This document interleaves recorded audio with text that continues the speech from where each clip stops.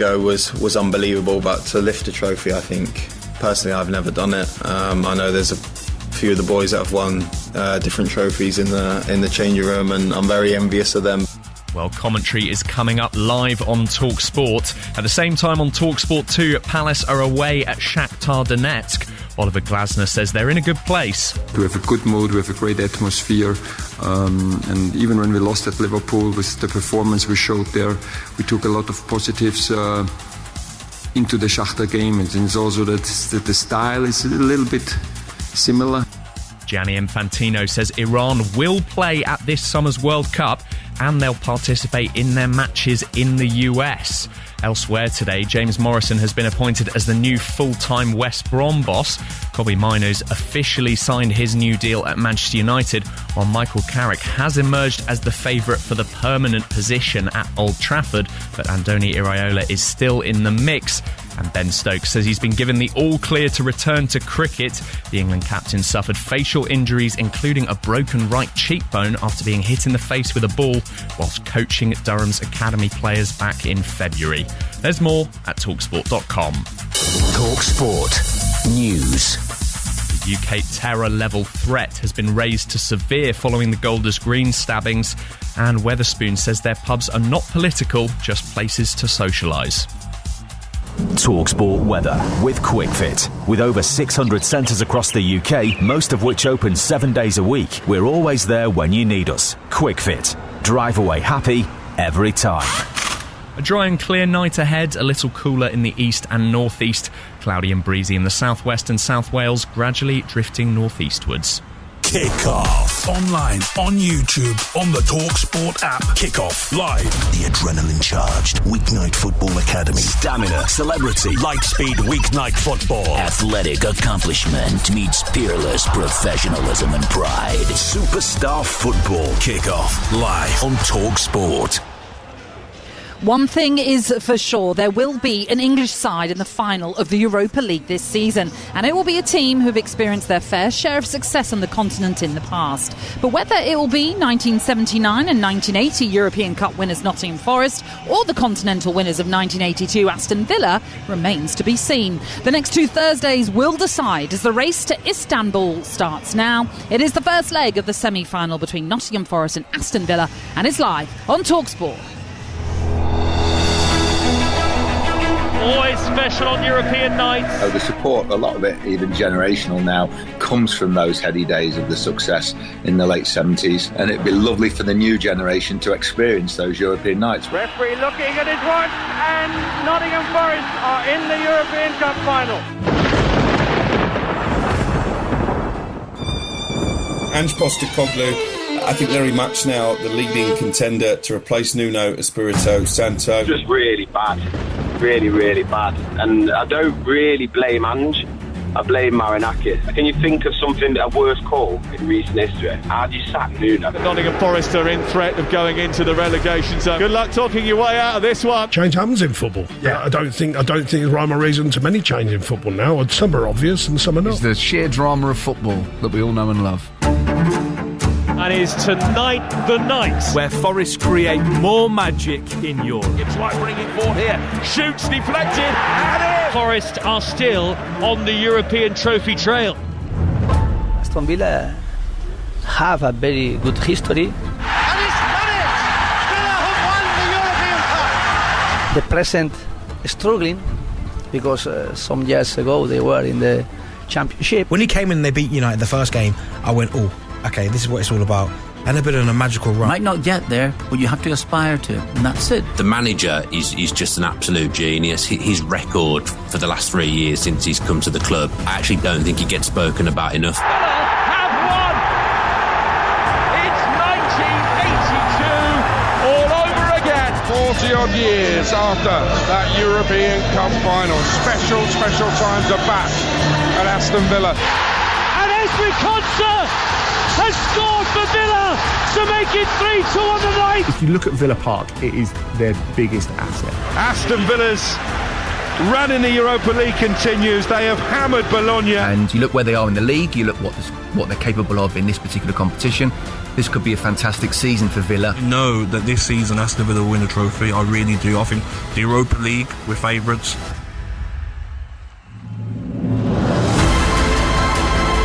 Good evening, I'm Natalie Sawyer and we are here at the City Ground bringing you live commentary of the Europa League semi-final first leg then between Nottingham Forest and Aston Villa as Europe's second competition brings together two English sides for just the sixth time and the first since last year's final. And what a carrot for the tournament victors with the Champions League spot as well as silverware waiting at the end of the long road. In terms of the teams involved, well, Forest overcame Porto 2-1 in the quarter-finals and recent form has seen them go on an 8-match unbeaten streak, including scoring 9 goals in their last 2 games. So they're going to be full of confidence, you imagine, coming into this one. And as for Villa, well, they arrived here thanks to a 7-1 thrashing of Bologna and with a manager in Unai Emery who is the most successful in the competition, eager to win it for a 5th time. For now, though, let's just basically revel in the beautiful sunshine here at the City Ground, where the fans are slowly but surely making their way in, but the city is buzzing for this one. You could certainly feel it walking around as I made my way here to the City Ground, and there will be around about just over 1,500 Villa fans who will make the trip up here to see whether or not their team can pull off a first leg victory. The team news is in, so let's bring you all the important details and say a very good evening to our match commentator for this one, Jim Proudfoot. And Natalie, good evening. The City Ground, as you say, bathed in sunshine for the first all-English European semi-final for 17 years. There are 3 changes for Forest and 1 for Villa. Ibrahim Zangare's been training individually this week and he hasn't made it for the hosts. So Nico Dominguez comes into midfield. Jacques Cunha was injured at Sunderland and Murillo's still not fit. Morato deputises. And Ortega is back in goal in place of Sals. He's now started 6 of the last 7 European ties. Villa's team news, promising for them. Amadou Onana missed last weekend with a knee injury, but he's fit and he starts. So Lamari Bakada is the player that drops to the bench. Forest have Ortega in goal, Aina, Milankovic, Morato and Williams, Dominguez and Anderson, Hutchinson and Gibbs wide, and Igor Jesus playing just off Chris Wood up front. For Villa, Martinez in goal, Cash, Konsa, Pau Torres and Digne, Onana and Tielemans, McGinn, Rogers, Buendia and Watkins. Now the Forest bench is really light in terms of experience. They've got keepers Sells and Willows, Luca, Yates, McAtee, Bakwa and Abbott, and 4 players who've only had 1 sub-appearance between them for the first team. Fullback Jimmy Sinclair, centre-half Justin Hanks, midfielder Archie Whitehall and striker Zian Blake. Villa's subs Bizot and Wright, Lindelof, Mings, Elliott and Andres Garcia, Abraham, Sancho, Douglas Luiz and Matson, Bakada and Bailey. And the referee is the Portuguese official João Pinheiro, who has shown 16 red cards this season. Good luck. We kick off at 8. Jim, thank you very much. So that's the team news. Let's look ahead to tonight's action then with Ladbrokes. The big preview on Talk Sport with Ladbrokes. Get a free bet every week of the season and a big boost every day. That's Ladisfaction. Minimum £5 bet. Conditions apply. 18 plus gambleaware.org. I must say, you know when it is a semi-final, when the press box is pretty cramped. But I'm delighted to say, helping to cramp things up here are 2 players that have donned the colours of the respective sides in action this evening. The former Forest captain Stuart Pearce is here alongside former Villa skipper Andy Townsend. How are you doing both? We're very good, Nat. How are you? Yeah, really, really well. Stuart, you well? Snuggled in just nicely. Snuggle. It's cosy, isn't it? That's the word I'd use. It certainly are. Just a quick word on the teams, shall we? Because 3 changes for Forest, as Jim was just telling us, but they've kept Igor Jesus and Chris Wood as a front 2. Then that was really effective, Stuart, against Sunderland last time out. I was so impressed with what I saw with them 2 leading the line, pressing from the front aggressively. They almost said, look, us back 6 here, we're going to keep it nice and tight at the back. You 4, go and press from the front aggressively, and on turnover of possession, go and win us the game. And that's exactly what happened. You couldn't not run out with that again if you were a manager, I don't think. I mean, You and Andy must love it. A 4-4-2 kind of formation that we're seeing these days. Well, I think at any given time, I think depending on the personnel you have, nothing wrong with it at all. Yeah. Yes, it puts more responsibility on others behind them, but it's refreshing to see that there are coaches out there with all the tactical tweaks that we see nowadays that are prepared to go back to something that's quite recognisable, quite basic, but very effective if it's done right. And obviously the huge news for Aston Villa is that Amadou Onana is fit to start this game. You know, I always like to gauge reaction on social media when the team news comes out, and all the Villa fans, Andy, are just so delighted that he's back in that midfield. Yes, because he's an important part of what Unai Emery's doing right now at Aston Villa. He's a very tall man, so he's very useful in both boxes. He's got those long legs which he uses to great effect, breaking play up, winning little tackles, and then setting Tielemans and others in front of him, Rodgers and Buendia, setting them on their way. So I think he understands the role that he's being asked to play now. He's prepared to be a support player and let those Flair boys go and do what they do. So very effective, and they do not look quite the same when he doesn't play. One of the issues, of course, for Aston Villa this season has been injuries in midfield. You know, John McGinn had a period out, Yuri Tielemans likewise, Boubacar Kamara is out for the season. Yep. Onana too has had his injury problems. Has that been part of the issue, that maybe we haven't always seen a fluent and consistent Villa? Yes, I think there's no coincidence that with those guys out, that Villa had that really tricky little spell around the turn of the year when they were suffering a little bit. I was at Villa Park and I saw Chelsea come there and roll them over quite comfortably 4-1, and then all of a sudden we saw John McGinn return, and he returned and got himself on the score sheet in a couple of those European matches. Then we saw Yuri Tielemans coming back.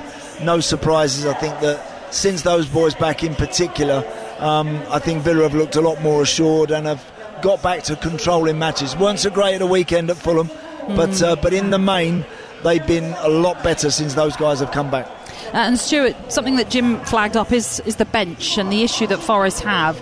Not as well stacked as Aston Villa coming into this one, certainly, and they've got a number of teenagers who are on the bench, and I think I make it 1, 2, 3, 4 that haven't even played a single minute this season. Yeah, which is quite worrying. Normally the impact from the bench plays such a big part in modern day football, and there is impact from Villa's bench. I don't see it so much from Forest, I've got to say, and that may well dictate the scoreline at the end of the day. I think obviously the manager's experience at Villa will play a big part as well. He knows what it's like, but I think Forest playing at home first. I found out through my experience playing for West Ham, because we were a counter-attack team as such, so teams come for the first leg and they're happy to keep it tight, have a draw, that type of thing, lose by the odd goal and think we'll do our work at home, and that's the philosophy. But I tell you what, if you're a counter-attack team and good at counter-attack, sometimes that can play in your hands. It might just help Forest today. Does anything change? Bear in mind they are quite familiar with the two teams coming up against each other. You know, that hasn't been the same across the course of this season in the Europa League because they've had to travel abroad. But does anything change in terms of preparation, or is it just very much the same? One thing that we spoke about down in the room, and it was mentioned in the build-up, the referee tonight. The referee's a continental referee, and he might be a little bit more finicky than they're used to. I, as a manager, would probably turn around and mention that to the players. Be very careful. You knock someone over, pick them up. Obviously, stand on their throat as you're doing it, but pick them up anyway. Yeah, just the throat. Never mind their legs or their ankle or their hands. But Piercy's going for the throat here, Nat. Sure, but he's absolutely right. It is a completely different set of circumstances with not only a continental referee, a fussy one. Yeah, this guy has a bit of a reputation for producing a card or two, as Jim mentioned. So you've got to be very careful, because to all intents and purposes, the game we would feel will be played like a two-legged League Cup tie. And as we have seen across this week already in the various competitions in the Champions League, you know, the threshold in the Premier League is obviously much higher than it is on the continent, these continental competitions, certainly. So that is something, as you say, they will have to be aware of. So they've got to just make sure that they keep their emotions, keep a lid on everything, don't get too carried away. Again, normally when you might be able to sweet talk a referee potentially into just, apologising when you've made a bad challenge, by the sounds of it, this guy tonight's not going to be like that, zero tolerance. So they've just got to be a wee bit careful in that respect. But that aside, I think, we're going to see a game played at Premier League tempo. It's going to be fascinating, absolutely no doubt, to see who can come away with the edge in this one. We'll build up plenty more to this one as well, and that was all thanks to Ladbrokes. It's 18 and over, gambleaware.org. The big preview on TalkSport with Ladbrokes. Ever dreamt of playing at Anfield? Place a £5 bet builder at selected odds on the Ladbrokes app, and you just might. 25 plus, terms and conditions apply. Gambleaware.org. Of course, there is another Premier League club in semi-final action tonight. Crystal Palace are taking on Ukrainian side Shakhtar Donetsk in the first leg of the Conference League semi-final. That one being staged over in Poland. And with the team news for this one, here's TalkSport's chief football correspondent Alex Crook. Good evening. Good evening. Well, the big news for Palace is that Tyreek Mitchell has come through a late fitness test on a troublesome Achilles and keeps his place in the starting lineup. It's just one change, actually, from the team that lost at Liverpool at the weekend. Jeremy Pino is preferred to Brennan Johnson in midfield. So Palace go with Henderson in goal, Richards, Lacroix and Convo the back three. Munoz and Mitchell will play as the wing-backs with Walton and Kamada in midfield, then Sarr and Pino behind Jean-Philippe Mateta in attack.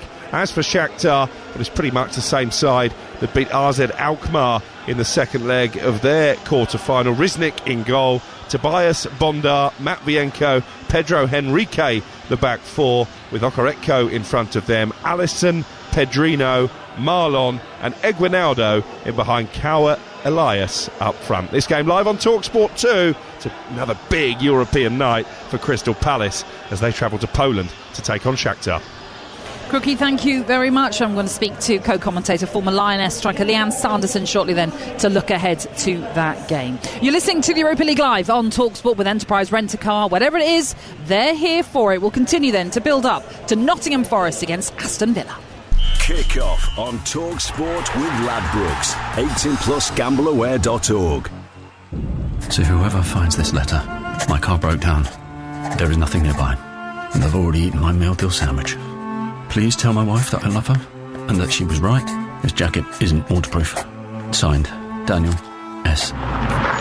Oh, actually, scrap that. Green Flag's just arrived. Blimey, less than an hour. Local rescue, nationwide. Nothing beats near. Green Flag. On average, we get to breakdowns in under an hour based on app and phone call-outs combined. See greenflag.uk/data. Get that Euro Millions feeling with Friday's £34 million jackpot. Plus, 10 UK winners are guaranteed to be millionaires. That's 10 more reasons to dance. 10 more robots. 10 more limbos. 10 more salsas. Friday's Euro Millions jackpot is £34 million. And 10 UK winners are guaranteed to be millionaires. Euro Millions from the National Lottery. It could be you. Estimated jackpot. Rules apply. 18 plus. And it's lights out and up! Wait a minute. This isn't like any other Formula One season. It's a whole new era. New teams. New rules. New cars. F1 is back. And you won't want to miss it. Okay? Now we're ready. Join us on the grid and watch every F1 race live, only on Sky Sports. Smart TV didn't work. QR code login didn't work. Re-enter login didn't work. Voice activated remote didn't work. We can fix that, but our casino app is actually pretty good. Wager £20, get 100 free spins with Midnight on eligible games. Search Midnight Casino or download the Midnight app today. New customers only. Restrictions and T's and C's apply. 18 plus. Play responsibly. Gambleaware.org. Fire up the barbie! With Aldi's barbecue bundle, you can rustle up burgers to feed four. Get British beef quarter pounders, white rolls, baby leaf salad, cheese slices, and tomato ketchup, all for under a super $6.50. That's flipping amazing value from Aldi. Which cheapest supermarket 2025? Buzzing for the game this week. I want to hear what my mates are saying. I want to tell them they're delusional. I want to tell them who'll score first. I want to call the half-time score and the full-time score. And when our kid pipes up and says, want to bet? I'll stop. Think about it. Check my limits. check how much I've played, and maybe I'll think, nah, not today, mate. Sometimes the best bet is the one you don't make. Gamble responsibly. Bet Fred. 18 plus gambleaware.org. Europa League live on TalkSport with Enterprise Rent-A-Car. Here for it. Book now at enterprise.co.uk. Saturday afternoon, League One, live on TalkSport 2. Have we got something special for you? Exeter versus Bradford City. In a League One thriller. What a time, what a goal! Coverage from 2:30, kick-off 3pm. And there is Bedlam here! Saturday afternoon, League One, live on TalkSport 2. You're listening to Kickoff on TalkSport with Ladbrokes. It's 18 and over, gambleaware.org. And tonight we're bringing you a fascinating Europa League semi-final first leg. We are at the City Ground for an all-Premier League tie as Nottingham Forest take on Aston Villa, and the home side have just made their way out now to a nice ripple of applause for the early birds that have made their way in. Nottingham Forest then.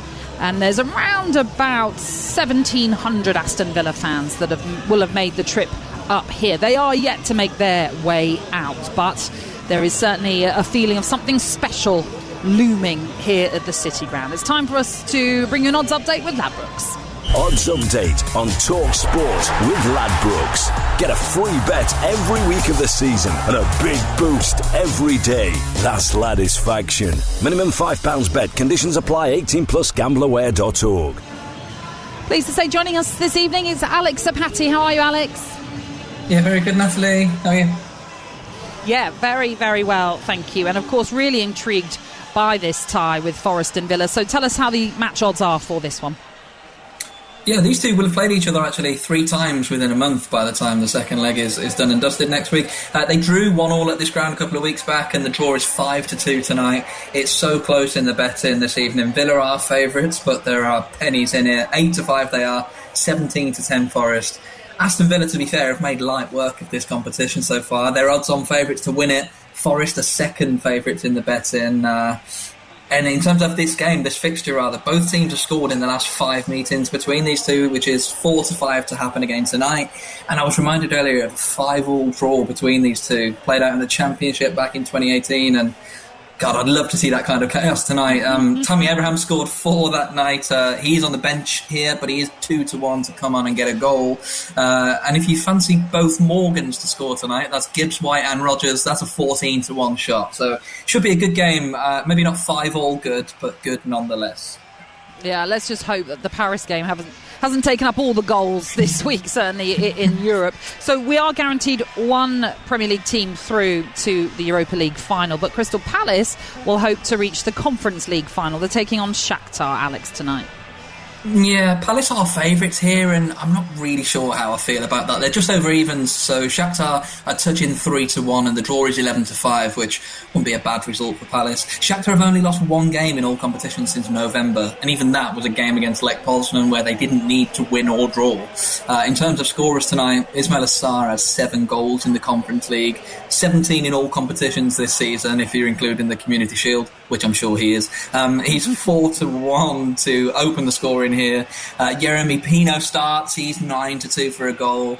And if you like Pino, Kamada, and getting caught in the rain, Palace were around evens to win. I don't know if I could back that. They're 1-3 to qualify, Palace. At home, I think they would be worth backing, but away from home, stubborn opposition. I think the score draw could be the play tonight. That's 7-2. Okay. And I mentioned, obviously, that game between PSG and Bayern on Tuesday. Give us the latest when it comes to who's going to win the Champions League. It is tight. I mean, Atletico Madrid aside, Atletico 8-1. Bayern are favourites at 15-8, and PSG and Arsenal are 9-4 each. There can't have been many or any, surely, occasions where a team have conceded 5 in the first leg of their semi-final, but they're still favourites to win the whole competition. But that's where we are now. Those 2 Bayern goals have kept the tie alive, and they actually make Bayern, despite being behind in that tie, favourites to make the final. They're about 1-2 to beat PSG next week. Then you've got Arsenal. Could have been better for them, but it is advantage Arsenal now. They'll take any sort of win on Tuesday. They're 1-3 Arsenal to make the Champions League final. So for now, the odds suggest it'll be an Arsenal-Bayern final, which is a game, remember, that Arsenal have already won this season. Granted, under less pressure. As I say, for now, Bayern apparently the ones to beat. It's just mad. They're the only side going into the second leg behind, and they're favourites to win the whole thing. Wrap your head around that. Indeed. Alex, enjoy tonight. Thank you very much. That was a look at the latest odds with Ladbrokes. It's 18 and over. BeGambleAware.org. Odds update on TalkSport with Ladbrokes. Ever dreamt of playing at Anfield? Place a £5 bet builder at selected odds on the Ladbrokes app, and you just might. 25 plus. Terms and conditions apply. GambleAware.org. OK, let's get more on tonight's Conference League semi-final, shall we? The former Lioness striker Leanne Sanderson is on co-commentary duty for TalkSport 2 tonight, where you can hear that Shakhtar Palace game alongside Alex Crooken. Joins us now to look ahead to the game. Evening to you, Leanne. How are you? Evening, Nat. I mean, I'm gutted I'm not with you in Nottingham. I'm glad I'm here with Crookie. I mean, I love going to Nottingham this season. The food is banging. Is it still the same tonight? Well, this was a discussion during dinner. We just had breaded chicken, just a simple breaded chicken chips. They clearly miss me. They need me to come back, so we'll fix that. That's what it is. That's it. Next time. I'm good, thank you, though. Good. Look, this is really a brilliant tie for Crystal Palace, and obviously how well they've done in Europe this season, their first ever time playing in Europe. And where they are in the Premier League, it's only right that Oliver Glasner has gone for a full-strength Palace team tonight. Yeah, definitely. I think, obviously, for the Palace fans, they've enjoyed this ride in this competition, going out to Larnaca in Cyprus and obviously playing against Shakhtar Donetsk tonight in Poland. Obviously, it's not the competition they wanted to be in, but I think the fact that, they're clear in the Premier League out of relegation, I think they can focus on this competition. And, the last game against Fiorentina, that's a massive place to go to. I know they lost in Florence, but winning 4-2 on aggregate. And ultimately, for the Shakhtar team beating AZ Alkmaar was a massive result for them as well, because I think a lot of people thought AZ Alkmaar were going to win that game. So it's a very strong team selection. They've got Bournemouth at the weekend, but they can focus on this competition, and I think it's been a fantastic run for Ollie Glasner in this competition. And it's his last season at Crystal Palace. Last year winning the FA Cup was fantastic. They've had a lot of trials and tribulations this year, haven't they? But it's amazing what a goal can do. For John Felipe Mateta, scoring, it's almost like he's forgotten about the fact that he wanted away, which is also fine. But I'm glad that Tyreek Mitchell's available tonight from the start, and I'm glad they can go strong. I mean, you obviously mentioned the issues with Mateta, and obviously Glasner likewise, as he's leaving at the end of this season. And there was that period of turmoil where it felt as though there was a bit of toxicity hanging around Crystal Palace. But by the way that this season could finish, and if they could finish, obviously, with a trophy, that would be a perfect way for Glasner to say cheerio. Definitely, and I think, as football fans, we wear our hearts on our sleeves, but currently, they're sitting in 13th in the Premier League.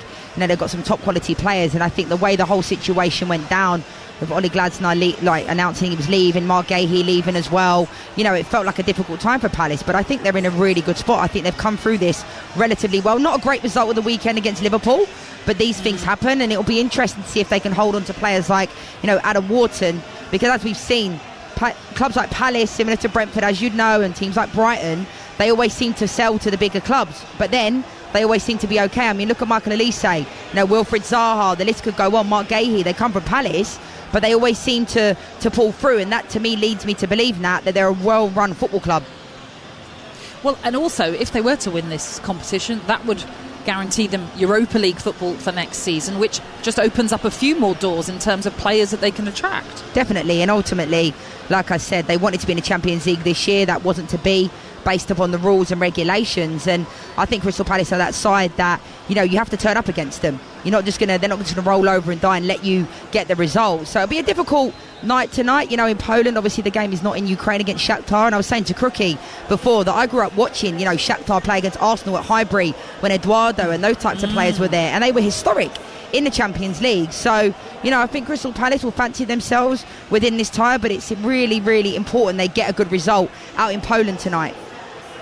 Well, Leanne, we'll let you settle in for that one. Thank you very much. Enjoy the game in Poland, and you can tune in to TalkSport 2 then to listen in to Shakhtar against Crystal Palace. Up next, we're going to look back on another, or classic all-English European ties, I should say, and ask how tonight's edition compares. You're listening to Europa League Live on TalkSport with Enterprise Rent-A-Car. Here for it, book now at enterprise.co.uk.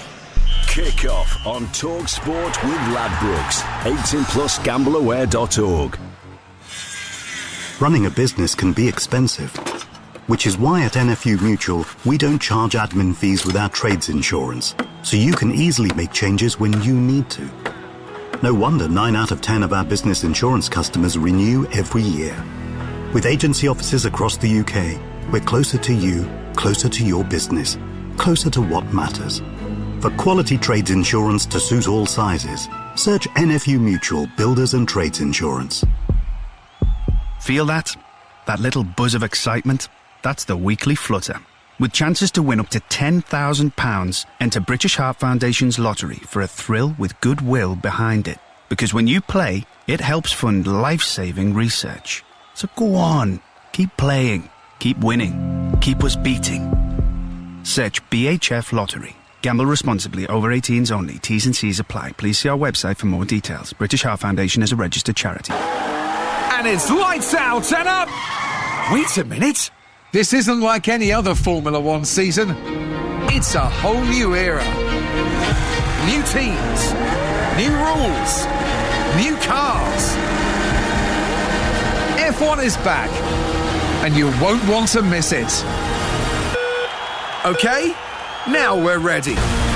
Join us on the grid and watch every F1 race live, only on Sky Sports. This week at Morrison's, get 3 for 2 on our snacking range. There's over 60 to choose from, like the oh-so-fancy garlic and chili king prawns, the don't mind if I do dinky honey and mustard pork cocktail sausages, or the bit posh hot honey halloumi rolls. Come rain, shine, whatever the weather, get everyone reaching for just one more. Morrison's to shop at Morrison's. Majority of stores and online. Excludes Morrison's Daily. 155 to 225 grams. 350 to 450 each. Get that Euro Millions feeling with Friday's £34 million jackpot. Plus, 10 UK winners are guaranteed to be millionaires. That's 10 more reasons to dance. 10 more robots. 10 more limbos. 10 more salsas. Friday's Euro Millions jackpot is £34 million, and 10 UK winners are guaranteed to be millionaires. Euro Millions from the National Lottery. It could be you. Estimated jackpot. Rules apply. 18 plus. Europa League live on TalkSport with Enterprise Rent-A-Car. Whatever it is, we're here for it. TalkSport Sports Headlines with Bostik. For professional-grade sealants with easy application and a perfect finish, pros trust Bostik. Good evening, I'm Hugo Chambray. We're building up to Forest Villa right here on TalkSport, while over on TalkSport 2, Palace are away at Shakhtar. Elsewhere, FIFA President Gianni Infantino says Iran will be at the World Cup this summer and will play their group games in the US as originally planned. Michael Carrick has emerged as the favourite for the permanent Man United job, but Andoni Iraola is still in contention, and Saudi Arabia has confirmed it's withdrawing its multi-billion-dollar backing of Live Golf. There's more at TalkSport.com. The new TalkSport Superstar Breakfast. Tomorrow morning, Jeff Stelling will be joined in the hot seat by former Burnley, Everton and Forest manager Sean Dyche. What is going on there, kid? It's 4 hours of full-on football debate. Be prepared. Talking titles, relegation and looking ahead to the FIFA World Cup. I am the only one who doesn't bother with it. TalkSport Superstar Breakfast with Jeff Stelling and special co-host Sean Dyche. It's a stellar guest lineup that's out of this world. Tomorrow morning from 6. Oh, I believe it. On TalkSport. Here we go. You're listening to Kickoff on TalkSport with Ladbrokes. It's 18 and over, gambleaware.org, and we are less than 30 minutes away from kickoff here at the City Ground, where Nottingham Forest is taking on Aston Villa in the Europa League semi-final first leg. An incredible opportunity for either side to potentially come away with silverware and also secure Champions League football for next season too. It's a beautiful day here right by the River Trent, and both teams are out warming up as the ground begins to fill up nicely ahead of this 8 o'clock kickoff. Let's bring you a reminder of the team news with your match commentator. It's Jim Proudfoot. Well, there's no Sangare or João Cunha for Forest, but Onana is fit for Villa, who make one change to the side that lost to Fulham. Forest also recall Ortega in goal. 3 changes for them to the team that won 5-0 at Sunderland, where they inflicted the Black Cats' biggest ever defeat at the Stadium of Light. So Ortega in goal, Aina, Milenkovic, Morato and Williams, Dominguez and Anderson, Hutchinson and Gibbs-White wide, and Igor Jesus of Chris Wood up front. Martinez in goal for Villa, Cash, Concert, Torres and Digne, and Nana and Tielemans, McGinn, Rogers, Buendia, and Ollie Watkins leading the line. Kickoff just a little under 25 minutes away. Jim, thank you very much. So tonight sees the 6th meeting in the UEFA Cup Europa League between two English sides, but there have been plenty of all-English European nights in the Champions League as well. So let's take a look back over some classic domestic battles on the continent. Goalkeeper made contact. Luis Garcia wanted to cross the line. Gallas hooked it away. Goal!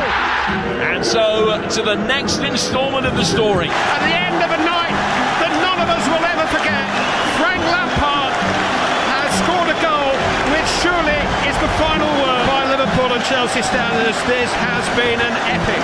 It's one of the great fixtures in English football. I love that game. And they'll either let you down. Nicholas Anelka. Short run up, he's missed it! Manchester United are the European champions! And occasionally make you happy, or they'll give you absolute glory. Sterling! It is in! Unbelievably! In the 3rd minute of stoppage time! Funny how things can change so very quickly. It doesn't count, and it's still Tottenham who are in the box seat. It's a free kick to Spurs. Football is just so wonderful for that, the gift that keeps on giving. A wave of the right foot towards it. Another appeal for a handball. It's Origi. It's 2-0, and it is the European Cup for Liverpool. The national game is one of our great escapes. Eden Hazard strikes again. Chelsea 4. Arsenal 1. Such small margins in football between a really good result that gives everyone a good feeling and a bad one. Now great through ball. Havertz got it round the goalkeeper. Taps it in. Chelsea lead Manchester City in the 2021 Champions League final. One moment that can make so much difference. It's glory, glory, Tottenham Hotspur. They have won their first major trophy for 17 years. Football, honestly, never change. Never change. Well, there certainly have been some classic ties down the line, certainly. And pleased to say, here at the City Ground, it is the former Nottingham Forest captain Stuart Pearce, the former Villa skipper Andy Townsend, and Jim Proudfoot as well, who joins us for this conversation as well. And Jim, I'll come to you first, actually, because obviously we heard some of your amazing commentaries there. You've been involved in a number of incredible ties, no doubt, involving English sides. Anything that stands out for you? Well, the one that really stands out for me, we heard a snippet of it there, the Manchester City Spurs game in the quarterfinals back in 2019 was just extraordinary. The first leg was the first time I'd been to Spurs. To the new ground. That was a magnificent occasion. Spurs winning with a late goal from Son. The second leg is one of the most extraordinary games I've ever been to, that I ever will go to. It was 2-2 after 11 minutes of that second leg. City then 4-3 up, going out on away goals, thought they'd scored, and there was a lot of contention about the third Spurs goal scored by Llorente. Did it hit his hand? And VAR appeared to be inconclusive. And then Raheem Sterling scored in the 3rd minute of stoppage time. But the ball had just taken a flick on the way through. It was an Eriksen back pass, I think. But it hit Bernardo Silva, and he was judged to have played it deliberately, which meant that the offside flag came up. Or did it hit Bernardo Silva inadvertently and go through, in which case the flag wouldn't have come up and Raheem Sterling's goal stood. So it took forever, seemingly, just to try and decide whether that 5th goal for City was valid or not. It wasn't, and Spurs ended up going through on away goals after a 4-4 draw on aggregate. It was just a stunning night, just an extraordinary evening. I'm not sure we'll see the like of that again, really. Maybe not. But Andy, we have been treated to some spectacular matchups in the past. We have. I've watched a lot of them. I've been very privileged to be in it quite a lot. I remember back in 04-05 at Anfield, Liverpool-Chelsea, the ghost goal, Luis Garcia. And of course, I was commentating that day with Clive Tilsley for ITV, and no VAR, no goal line technology. We were standing there, we didn't have a clue whether it had gone over the line or not. The goal was given, I still wouldn't have a clue to this day, to be honest. But we were talking as well, myself, Stuart and Jim and yourself, before the game, about the amount of times that Liverpool and Chelsea have locked horns in the Champions League and got to and played in big semi-finals, a quarter-final, Jim. That's been a real standout fixture between two English teams at the very top end and the thick end of Champions League football. There's been some terrific games, some really, really top-class battles between the two clubs. So, looking forward to this one tonight. Let's hope we can add this one to an illustrious list. I mean, it was just an annual occurrence, wasn't it? The semi-final in 2005, then again 2 years later, then again the following year in 2008, and then the quarter-final in 2009, which was a 4-4 draw at Stamford Bridge after Liverpool had lost the home leg 3-1 and then were 2 up in half an hour in the second leg at the Bridge and ended up going out. Frank Lampard was brilliant that night, and I think it was 7-5 on aggregate to Chelsea in the end. Another one that stands out for me, one of my very first footballing memories, Forest, the only all-English tie that they've played in when they played against Liverpool. So Forest were English champions, Liverpool were European champions. And I don't know whether this is a genuine memory or whether it's something that you think about, and you know how it is. Your memory of the memory then becomes your memory. Yeah. So I think this is true. I was allowed to stay up and listen, because it wasn't on the telly, listen to the first half of that game. Might have been 6 maybe. Wow. And Gary Birtle scored. Gary was here tonight, and it was the first senior goal of his career. Wow. It's only the third game he ever played. He'd only made his full league debut on the Saturday, and he played on the Tuesday night. They scored, and Forest beat Liverpool 2-0. Liverpool were the defending European Cup holders at the time. I think it was Colin Barrett got the second, and then it was 0-0 at Anfield in the second leg. But I very vaguely remember that. But certainly any Forest fans listening who are of a certain age will definitely remember that. It was one of the most famous nights that they had here in those glory days. But Stuart, this tie tonight, for those that love a bit of nostalgia, it has that sort of feel, doesn't it?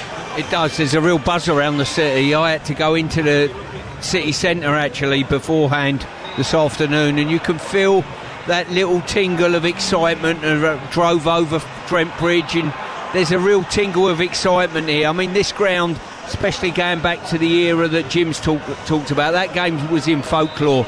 A lot of venom between the two teams at the time as well.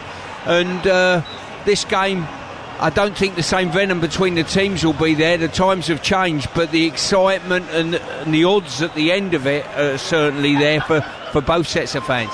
But when you think back to your time here and what Forest achieved prior to that in Europe, I mean, obviously, I remember, I think it was Callum Hudson-Odoi who when he came up to Chelsea, from Chelsea, he said he didn't realise the history of Nottingham Forest. But I imagine when you were here, I mean, it was just a wash. Everyone knew everything, exactly what had happened during those days under Brian Clough. Well, I think sometimes you've got to almost educate yourself when you come to a club. I mean, I was of an age that I knew exactly. I signed for Brian Clough when I come here. I didn't sign for Nottingham Forest, if truth be known, and that is probably the case with a lot of people. You sign for the great man and then you fall in love with the club and the city. But people don't realise the history, and some managers over the years have come and tried to buck against the trend, take the pictures down, we want to create our own history and all that rubbish. You can't do that. You've got to embrace the history and the DNA of the club you come to join, in my opinion. That's exactly what I hope that most of my generation of players did. We were intensely proud of the European Cup double win.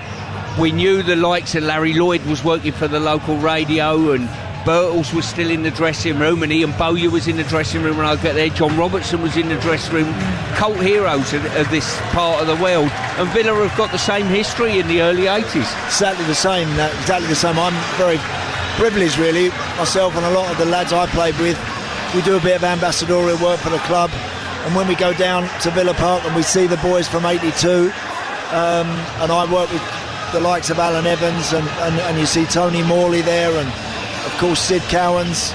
Sid's not particularly well at the moment, but what a fantastic lad, what a great man, and all of those guys. And even to this day, whenever they're walking around the stands at Villa Park, they are revered. They are, and Stuart's 100% right. You should be proud of that and what went on in previous years, rather than trying to shove it to one side and only worrying about the here and now. Listen, when I turned up here and playing left back out there, and in front of me is the great John Robertson, right? And John says to me before the game, he said, listen, when I put my cigarette on the side and put my gin and tonic down, that's the cue for you to give me the ball, because then I'm going to put the ball in the box and create a goal. So I said, OK, John. I knew exactly what to do. It's nice to be given those little hints, Little clues. Yeah, little that's all clues. you need. That's all you need. The teams just making their way back into their respective dressing rooms then after their warm-ups, and you certainly may have heard the ripple of applause from the fans on our side here at the ground in the Peter Taylor stand, who have given the Forest team that warm reception as they make their way back into the dressing room. As I said, it does have a feeling of something big obviously on the cards for this one, and we cannot wait for this 8 o'clock kickoff.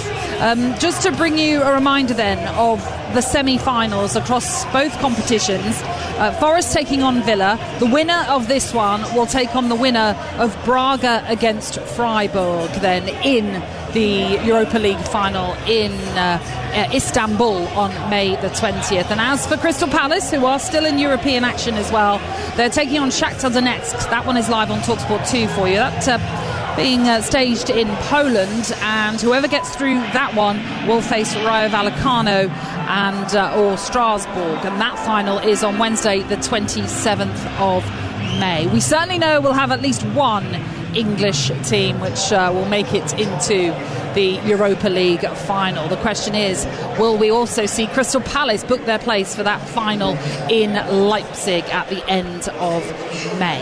OK, on the way next, we're going to continue our final build-up then to this huge game here at the City Ground. Don't forget, tomorrow is Fiery Fridays on the TalkSport Daily podcast, where Adrian Durham, Angelina Kelly and Alex Crook bring you one hot take each to sizzle you into the weekend. Available for you first thing tomorrow from your favourite podcast provider. You're listening to the Europa League Live on TalkSport with Enterprise Rent-A-Car. Here for it. Book now at enterprise.co.uk. Kickoff on TalkSport with Ladbrokes. 18+ gambleaware.org. Get that Euro Millions feeling with Friday's £34 million jackpot. Plus, 10 UK winners are guaranteed to be millionaires. That's 10 more reasons to dance. 10 more robots. 10 more limbos. 10 more salsas. Friday's Euro Millions jackpot is £34 million. And 10 UK winners are guaranteed to be millionaires. Euro Millions from the National Lottery. It could be you. Estimated jackpot. Rules apply. 18+. In a world of noise and uncertainty, IG is the investment platform that backs you. Take our flexible stocks ISA, which gives you the freedom to withdraw funds anytime and replace them in the same tax year, all without losing your £20,000 tax-free allowance. And if that's not enough, pay no commission on your stocks, shares and ETFs when you invest with IG. IG. Trade, invest, progress. Your capital's at risk. Other fees may apply. Tax treatment depends on individual circumstances and is subject to change. Smart TV. Didn't work. QR code login. Didn't work. Re-enter login. Didn't work. Voice activated remote. Didn't work. We can fix that, but our casino app is actually pretty good. Wager £20. Get 100 free spins with Midnight on eligible games. Search Midnight Casino or download the Midnight app today. New customers only. Restrictions and T's and C's apply. 18+. Play responsibly. Gambleaware.org. Next. Hi, just these, thanks. Did you cash back? Just need to check you're not a robot first. New security policy. Okay. How many traffic lights can you see out the window? Oh, 2? No, that's wrong. Right, well, obviously I'm not a robot. That's what a robot would say. What a load of malarkey. Smarty keeps things simple, like 80 gigabytes for £10. And on a rolling monthly SIM plan, you're free to leave any time. Less malarkey, more Smarty. Search Smarty Mobile. Things are heating up at the top of the Premier League table, and it's about to get even more fiery as the Reds take on the Red Devils at Old Trafford in a crimson clash that's hot. And TalkSport Bet have got a sizzling Sunday broadcast super boost for you. Manchester United versus Liverpool. Manchester United to win either half. Current price 4-6. Broadcast super boosted price 11 to 10. TalkSport Bet. Blazing broadcaster. Bring it on booking. Offer available from 9 p.m. this Saturday. Terms and conditions apply. 18+. Gambleaware.org. Europa League Live on TalkSport with Enterprise Rent-A-Car. Here for it. Book now at enterprise.co.uk. Stamina, celebrity, Lightspeed weeknight football. Kickoff live on TalkSport. You're listening to Kickoff on TalkSport with Ladbrokes. It's 18 and over, gambleaware.org. Tonight we are at the City Ground for Nottingham Forest against Aston Villa in the first leg of the Europa League semi-finals. And the ground near enough full, it has to be said. The Aston Villa fans that have made the trip are in good voice as well, to the right of us at the Bridgeford stand. Kickoff then fast approaching, but don't forget the sports bar will be open for your calls following all of tonight's action. 03717 223344 is the number to get your calls into them. But let's return to our main game here on TalkSport and hear from both managers. Before we hear from Unai Emery on the tough test ahead, let's hear from Vitor Pereira about how his players could become greats for the club over the next two ties. This week I went in the city, in the center city, and I see the statue of the big manager in this club, and for me it was, something that I don't want my statue anywhere, but we can imagine what he was in this city. Very difficult match. I expect an intelligent match for them, and hopefully, of course, we must play intelligent and then compete and try to enjoy. The enjoy as well is something we can feel it with the supporters, with the players, everybody involving in this semi-final. Well, let's look ahead to this game. You couldn't ask for a better commentary team for this one. With a foot in the Forest camp, it is the former Forest captain Stuart Pearce. The former Villa skipper Andy Townsend is here too, as is Jim Proudfoot as well. Stuart, let me come to you, because it has been a funny old season for Nottingham Forest when it comes to managers. Quite a turnaround. A number have had a part to play in getting them to where they are right now. They're 5 points clear of the relegation zone, so not completely out of it, but do you feel there's less pressure on them right now to have the juggle of both? Bear in mind they have that little bit of a cushion. There is, but only slightly. With all the teams winning in the relegation zone this weekend, it kept the pressure on. When they won Friday night, you thought they're safe now. Then West Ham and Spurs go and win to compound the issue. They won't feel as though they're safe, and they've still got a lot of work to do. And to be honest with you, they've got themselves in a reasonable situation solely on what they've done the last 4 or 5 weeks, because prior to that, it's not been great. But under Vitor Pereira, they are on this unbeaten run now, and they've scored a number of goals in the last couple of games as well. Have you noticed anything massive that he's changed to get them into a position where at least we're considering that they might well get themselves out of the relegation picture? Now, I would say more the attitude of the players and the energy of the players has changed. Not so much what the manager's done, but they've had Wood has come back. They haven't had him all season, so the previous 3 managers, I think with Daichi as well, they, as a form side, I think they were 6th in the Premier League under Daichi, by the way, so don't lose track of that. They're on an upward curve then. But the bottom line is Gibbs White's come up for air again, hasn't he? You know what I mean? He's on scintillating form, scoring goals. Wood's come back into the team, so that's really helped their cause. Yeah, Morgan Gibbs White scored 6 in his last 4, really highlighting his importance to the team. But you also mentioned how pivotal it is to have Chris Wood back for this run-in. And as for Aston Villa, Andy, we have talked many a time about the experience of Unai Emery and how important that is. But is that vitally important?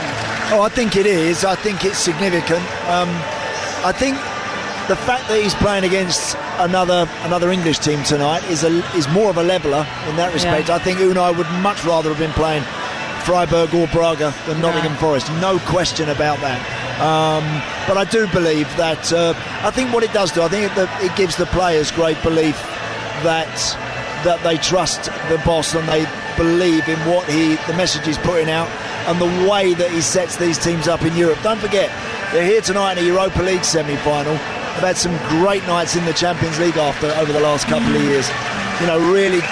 Really taking it to PSG and Bayern Munich at Villa Park. That's some great days. So I think the players trust him and believe that he and they of course will persevere and come through it. And talk of belief, that's what they're showing in Ollie Watkins right now, who's really found his form. He's scored 6 in his last 7 in all competitions. That's since being left out of Thomas Tuchel's last England squad. But he's talked about how that's given him the fire in the belly. Yeah, look, and he's done everything right, Ollie, since that moment. Kept his head down, hasn't said anything, hasn't come out and acted rash or, got the hump. He's just got his head down, played his football, and he is a streaky kind of goal scorer, Ollie Watkins. Jim and I were looking at his record just before we got here out here this evening.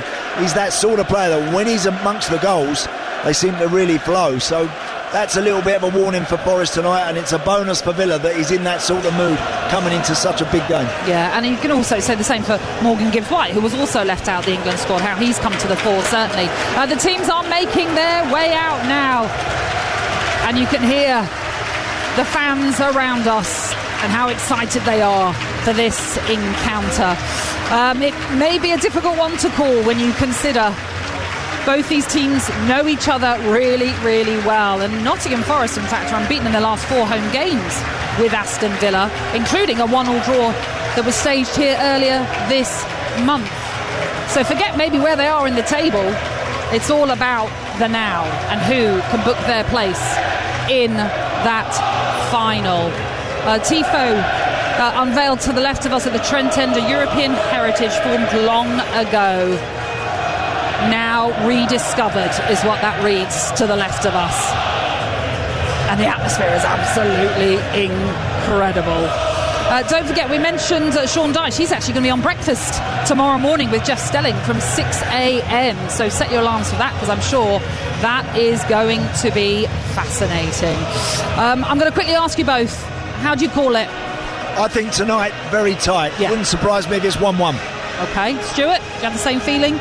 Yeah, it's similar, very tight. If Forest feel as though they've got to come out and chase the game, I think that might just play into Villa's hands a little bit. If I was Forest, I'd play cagey, almost counter-attack at home if they possibly can, over 2 legs. I think Villa have got the edge in experience in managerial level. OK. It's a huge semi-final then that is coming your way live here on Talk Sport. This game is brought to you in partnership with TNT Sports, the home of European football. And don't forget, Shakhtar against Crystal Palace in the Conference League semi-final first leg. That's on TalkSport 2 right now. But right here, it's the first step to a place in that 2026 Europa League final. Forest against Villa. Which English club will grab the advantage ahead of next week's second leg at Villa Park? Let's join your match commentators then for this one. The former Aston Villa captain Andy Townsend, the ex-Forest skipper Stuart Pearce, are both alongside your match commentator Jim Proudfoot. Natalie, thank you, and a very good evening to you on a proud night of Midlands football. And whilst the two clubs are from very different cities, separated by 50 miles on opposite sides of the Midlands, they're united by aspects of their journey. Both defying the odds in their almost overlapping golden eras. Forest European champions in 79 and 80, Villa in 82. But for the last generation, silverware has been hard to mine. Each had a League Cup success in the 90s, but nothing major since. Lengthy hiatuses that add a fresh dimension to a tie that will take one of them to a European final, and within 90 minutes of ending that shortage.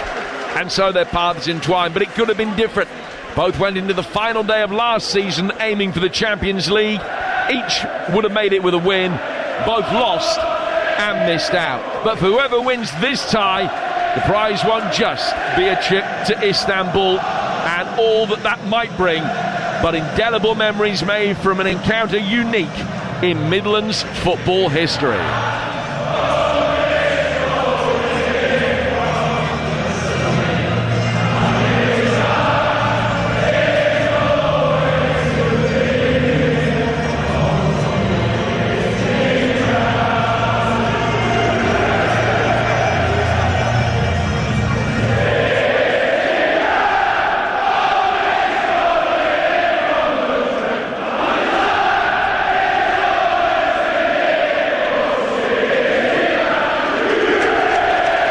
Two teams, Nottingham Forest, Ortega in goal, Aina Milenkovic, Morato and Williams, Hutchinson, Dominguez, Anderson and Gibbs-White, Igor Jesus and Wood, Martinez in goal for Villa. It's Cash, Concert, Pau Torres and Digne, Anana and Tielemans, McGinn, Rogers, Buendia, and Watkins.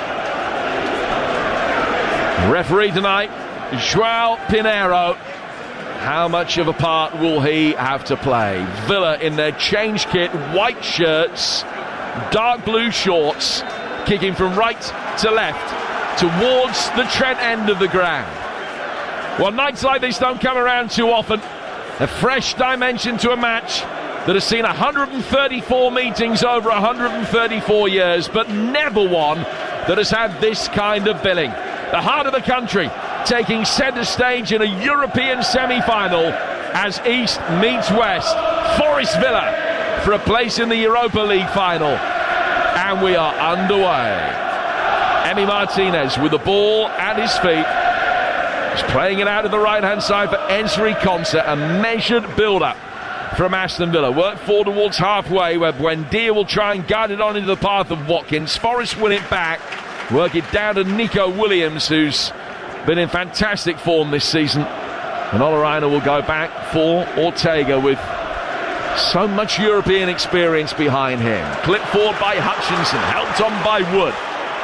Igor Jesus, right-footed ball through the penalty area, but far too far ahead of Morgan Gibbs-White. And out of play for a goal kick that'll be taken away to our right-hand side. A minute gone, it's 0-0. Yeah, I mean, decent start to the game, as you can imagine. Fantastic atmosphere in the City Ground tonight. It really is electric. And I think early on in the game, of course, Forest are going to want to push, they're going to want to press, they're going to want to try and squeeze and just up the ante a little bit, see if they can get Morgan Gibbs-White in between Matty Cash and Ezri Konsa in those little clever little pockets. Flicked on forward towards Watkins, and no flag up against him yet. I'm sure that there will be one in a minute. Played down towards Morgan Rogers inside the penalty area, cutting it onto his left foot. His effort is blocked. Forrest will be able to get it away with Gibbs-White helping it on. Tielemans, and then it's laid by Onana back to Pau Torres. Goal already in Krakow. Ian Abrahams. Crystal Palace 1, Shakhtar Donetsk 0. The goal after 24 seconds. Mateta's through ball for Sarr, right hand side to fire across the goalkeeper, his 8th in the campaign. Game live on TalkSport 2. Dream start for Palace. Palace 1, Shakhtar 0. 8th in Europe, 18th of the season all told for Ismaila Sarr. Advantage already for Palace as they look to set up a final against either Rayo Vallecano or Strasbourg. Here's Amari Hutchinson bringing it forward now for Nottingham Forest, trying to get past Dina. He's managed that right-footed ball inside the area. Igor Jesus taking it on. Had he let it run forward for Chris Wood there, Forest might have been able to get themselves into a better position. Yeah, we've had a really good game here. I think Villa settled in well at the back, looking nice and composed, playing it forward.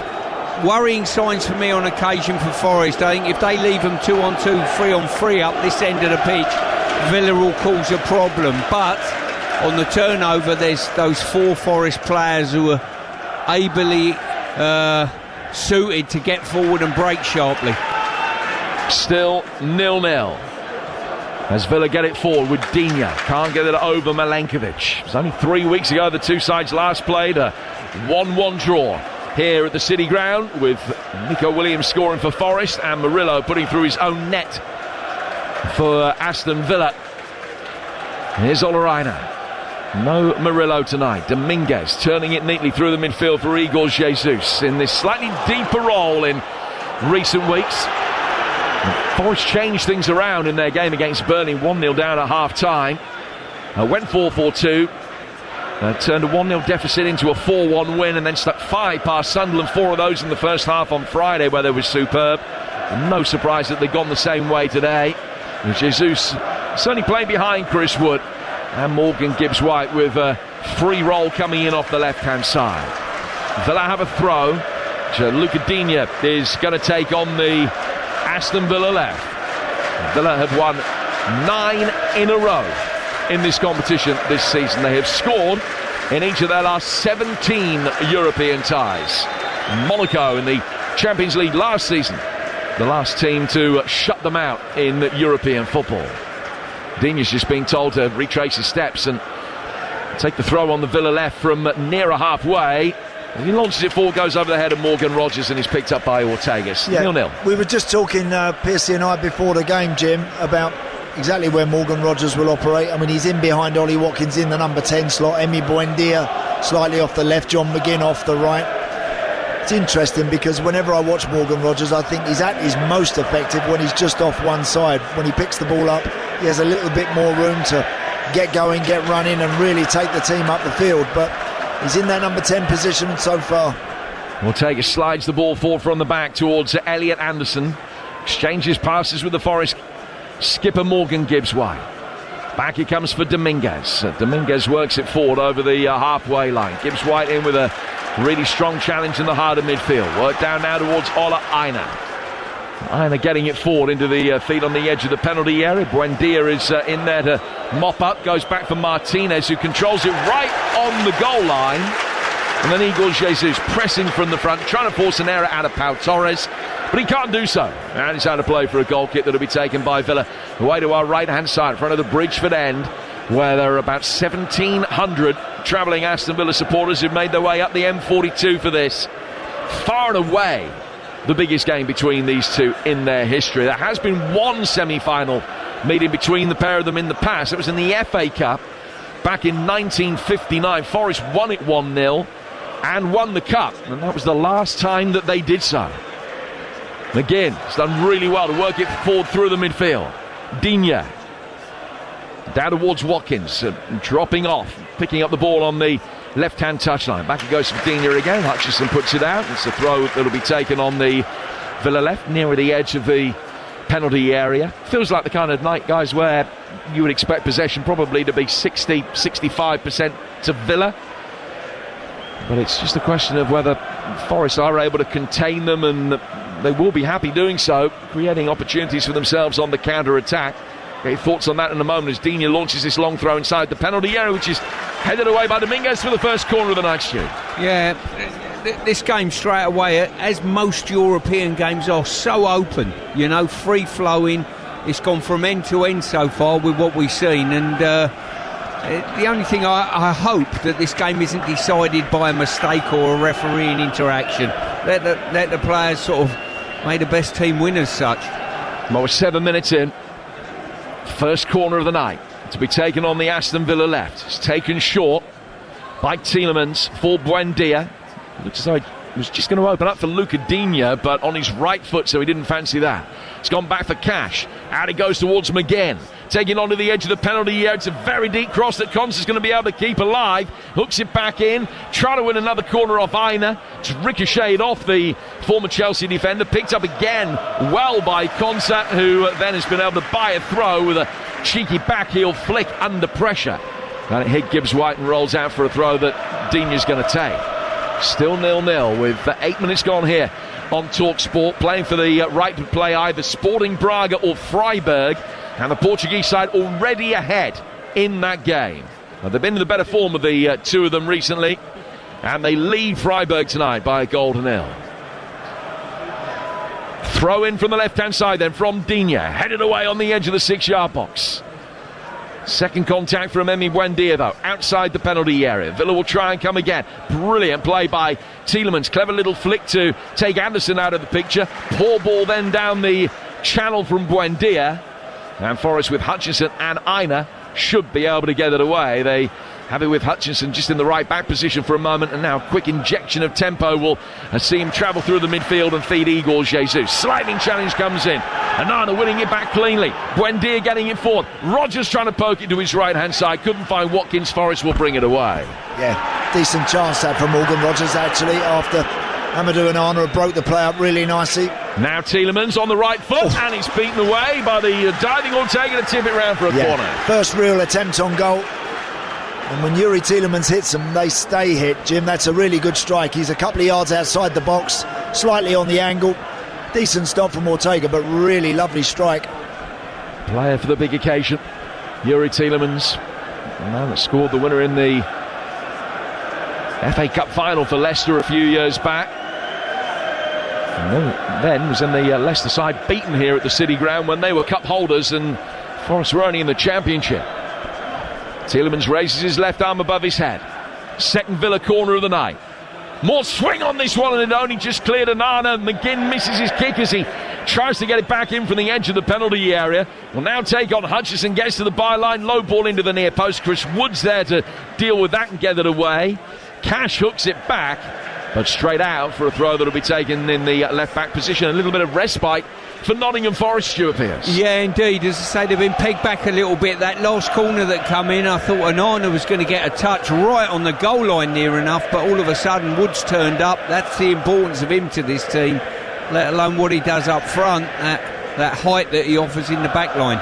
This game brought to you in partnership with TNT Sports, the home of European football. 0-0 through the opening 11 minutes. Ortega's been the busier of the two goalkeepers. Forest coming into this on the back of their best performance of the season, and Villa on the aftermath of a disappointing defeat at Fulham last weekend. But at the moment it's Villa that have started the brighter of the two teams. Milenkovic hooking it over his shoulder.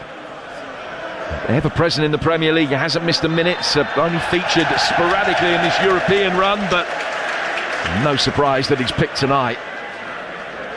Forest get a free kick inside their own half. I think it's certainly the timing of the win at Sunderland really helped Forest at the weekend, because that meant that they could go strong tonight, because they know they're so close to Premier League salvation. Yes, no, absolutely right. I'm just thinking, Stu, as well, I like Forest when they play with a bit of chaos. 100-mile-an-hour stuff, and they can be a real handful, particularly here. I've watched them here over the last few years, and whenever they've been at their best, they really up the tempo. I think that's important. They have that in their game tonight. Yeah, I think I've got a feeling they got players in their ranks that, sometimes you look at certain players, they make the correct decision all the time. With these Forest players, it's a little bit hit and miss, you know. Gibbs White will play a pass too quickly on occasion, but it's that chaos football that they're probably quite good at. Yeah, they are. They're very good at that. I think Villa will try and control the tempo of the game a little bit more. They often do exactly what they're doing now. They go back to the goalkeeper, Ezri Konsa, Pau Torres. They're happy to try and keep it. Forest are trying to get in and around them. That's better from them. And Morgan Gibbs White protecting the space, works it cleverly down towards Aina, who will come forward from right back for Nottingham Forest. Ball inside the penalty area is headed away by Pau Torres. It evades Buendia, and then has it come off Aina last? No, nice touch from the Argentinian to give Nottingham Forest a throw. 0-0 here on TalkSport with 12 minutes gone. Over on TalkSport 2, Palace already winning the away leg, the nominal away leg of their semi-final against Shakhtar Donetsk after Ismail Assar scored inside the opening 25 seconds in Krakow. Nico Williams coming forward up the Nottingham Forest left. Back from him to the Minguez. It'll be very interesting to see how much they miss Sangare tonight. Their record when Sangare starts and when he doesn't is marked, the difference in that record. I think they've only picked up 5 points from the 10 games this season in which he hasn't started, but taken nearly 1.5 points a game when he has started. So the points per game ratio almost 3 times as good. Nottingham Forest in the Premier League when Sangare's been in the team, but he's missing tonight through injury. Elliot Anderson, partnered by Dominguez instead of by Sangare tonight, plays it down towards Aina. The possession 60-40 in Villa's favour in this first half. They've had both the corners and the one shot on target we've seen so far that Ortega dealt with. And here's Morato coming forward for Nottingham Forest in their famous Garibaldi red. Out of the left-hand side for Morgan Gibbs White. Gibbs White playing it back behind square for Ola Aina. Aina tapping it forward, only 5-6 yards or so into the feet of Elliot Anderson. Now Anderson back for Milenkovic, who then had to retrace his steps really quickly, make sure that he didn't succumb to any Ollie Watkins pressure, but he got it back for Ortega, and they can build forward again down the left-hand side. Can Nottingham Forest, still 0-0 with 13 minutes gone, Stuart.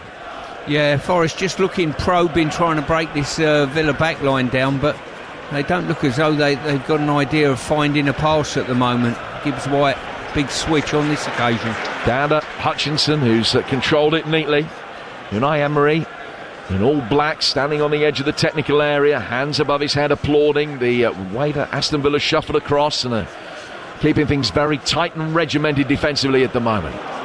Ball forward for Morato. The idea of the pass certainly right for Nico Williams. His run just ran out of play. Cash able to shepherd it over the line and out for a Villa goal kick. I think all of us that watched the PSG Bayern game the other day and how much we loved it, and I think what's notable in matches like that, look, and I know the class of forwards that they've got, but how quickly, Stu, they keep those boys involved in the game, how much they give them the ball. Already in this opening spell in the game, we've seen Forest trying to keep the ball a little bit there, Chris Wood making a little run here and there, but nothing really coming into the box. No, as I say, the game in the week was sensational, and when it went to those wide players, they had one thing on their mind: they're attacking their fullbacks. Attack every time, yeah. And the other area where they were really good against Sunderland was from set pieces, and Villa haven't let them have one so far inside the opening 15 minutes. We'll check with Ian Abrahams in a moment, find out how Palace are getting on, still leading.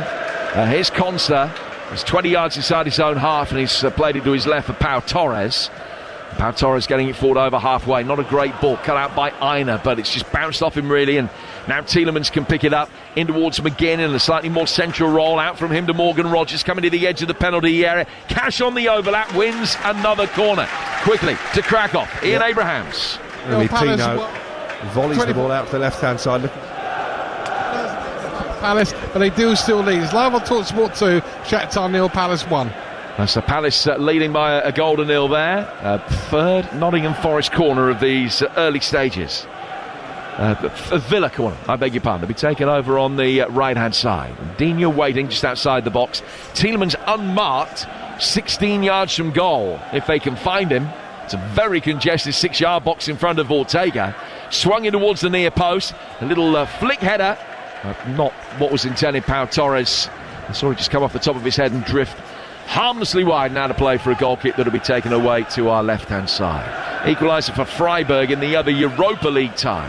Vincenzo Griffo, their leading scorer. Freiburg is 14th of the season, and it's 1-1 away to Sporting Braga. 0-0 in this one between Nottingham Forest and Aston Villa. Villa coming into this hoping to be the first side ever to win 10 straight in the Europa League or its predecessor, the UEFA Cup.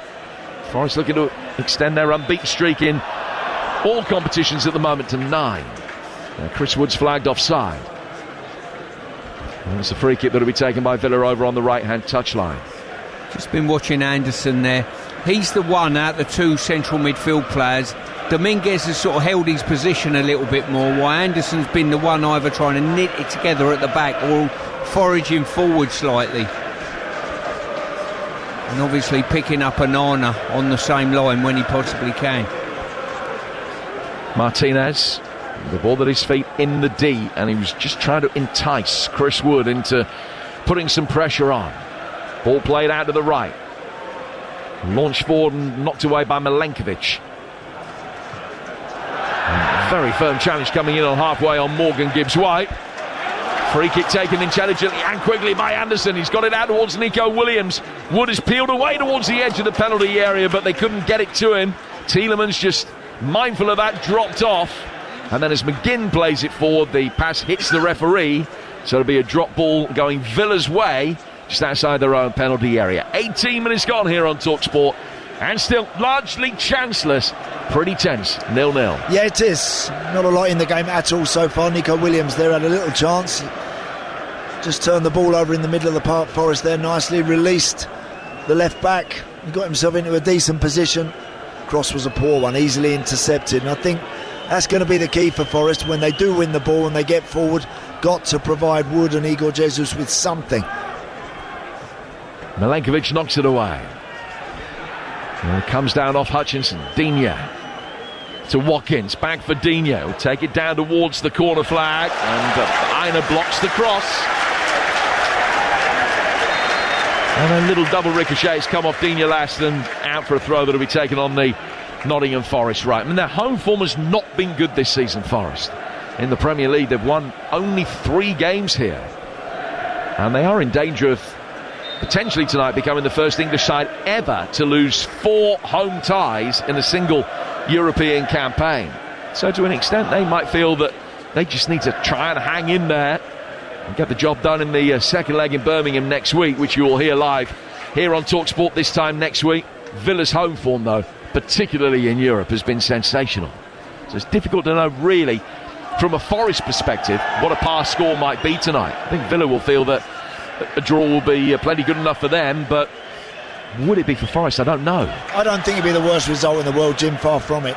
I really don't. As I mentioned before the game, I think these two teams playing each other at this stage of a European competition is a is a leveller. I really do. I think Villa are the outstanding team left in the competition, but they know it's not going to be easy against Forest. They're going to have to work really hard to get whatever they're going to get. Cash playing it inside its penalty area, and Aina with a header that just had the legs to get back for Ortega. Little cushioned header, but he cushioned it too much. Ortega raced out, got caught by Buendia, who was actually fouled.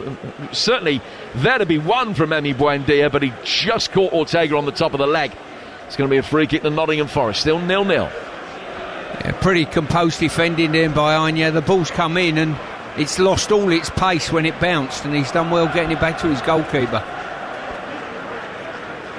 Morato for Forest.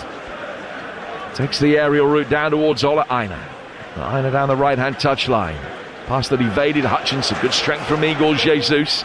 Konta and Anna sliding in. Hutchinson with quick feet got away from the midfield, and then the returning. And Anna did brilliantly to time a challenge in the midfield. The Forest man has stayed down injured. Play will go on. Hutchinson lying on his back, writhing in pain. Forest still have it. Igor Jesus playing it in towards Gibbs White, arriving late at the far post. Cash made his life difficult, and Gibbs White's touch has gone out of play in front of the Villa fans for a goal kick, but Murray Hutchinson's still down in the midfield. Yeah, he took a bit of a knock there. That's a good ball in, Piercy. That went out off the right side. Oh, it's much an better. Outstanding ball in. You got Wood in the box. It was just too far for him, and Gibbs White's got first contact but couldn't get any purchase on it. Good challenge from Anana, who'd wrapped his foot around the loose ball in the midfield and just caught Amari Hutchinson once the ball had been played. Yeah, he does that really well, Jim. Anana, very, very good at that. Just when people think they've got away from him, look, he's an extremely tall man, and those long legs, he uses them to great effect. That hook challenge, he'll wrap it round his opponent and cleanly take the ball and then get his team moving in the other direction. He's very, very good at that. You're listening to Nottingham Forest against Aston Villa in the Europa League. It's live on TalkSport with Enterprise Rent-A-Car. Whatever it is, they're here for it. Forest have it again in the midfield. Anana in strongly. Anderson able to emerge with the ball at his feet. Hutchinson's okay. He's back up. Didn't need any treatment. Just needed a few seconds to collect himself. And he's in space on the Forest right. They worked it through the middle instead towards Igor Jesus. Wood making a run off him. That created space. Jesus tries his luck. Now goes out towards Gibbs White. Clipped in towards Chris Wood. And headed away by Pau Torres for the first Forest corner of the night. Yeah, quality play there. Jesus has just opened the goal up a little bit, but I've got to say, fantastic recovery challenge. Just to block the shot. They kept it alive, but good defending at the far post. Forest fans find their voice. Hutchinson to take the corner. This is where they really undid Sunderland the other night. Hutchinson taking it, swung in left-footed. That's so easy for Emi Martinez. Didn't have to move, just put his hands up and caught it. No, and for an in-swinging corner, nobody near Emi Martinez at all. That's a great ping as well. He's just found Buendia. Morato headed it away, but Buendia easily able to pick it up. Waited for options to arrive. John McGinn, the principal one, and now he'll roll it down to Luca Digne, taking it on, clipping it, left-footed inside the penalty area before Williams heads it away. Back in towards Buendia on the edge of the D. Callan's off for Dominguez.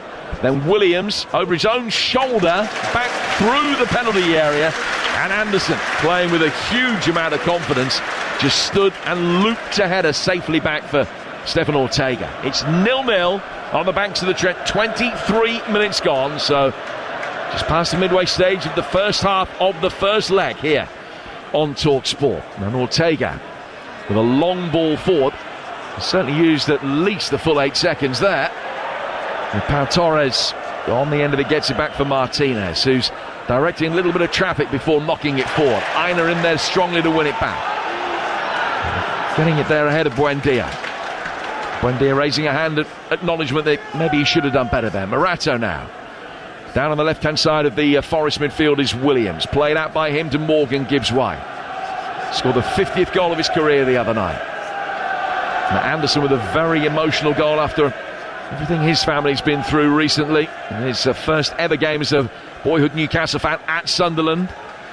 And he's poked it forward, found Dominguez. Aina down towards Hutchinson. Doesn't seem to have any problems after that heavy challenge from Anana that left him on the deck 2 or 3 minutes ago. Aina now in possession for Forest. Still about 10 yards or so inside Aston Villa territory. Anderson will bring it forward. Anderson between the lines for Gibbs-White. Then flicked on by Dominguez. Chris Wood's got it. Out wide for Hutchinson. Right-hand side of the penalty area. Hutchinson towards the byline. Tries to stand up across. And it hit Digne. Goes out of play for what's been given as a corner. In the Premier League, I don't think any of the fans would have appealed for a penalty there, but in Europe, you just never know. What exactly did it hit of Luca Digne to go wide for a corner? I thought he headed it out, actually. Just looking at the replay, Hutchinson done well right to the byline. I think he's hit him in the face. And that's why the penalty wasn't given. And it comes from Hutchinson.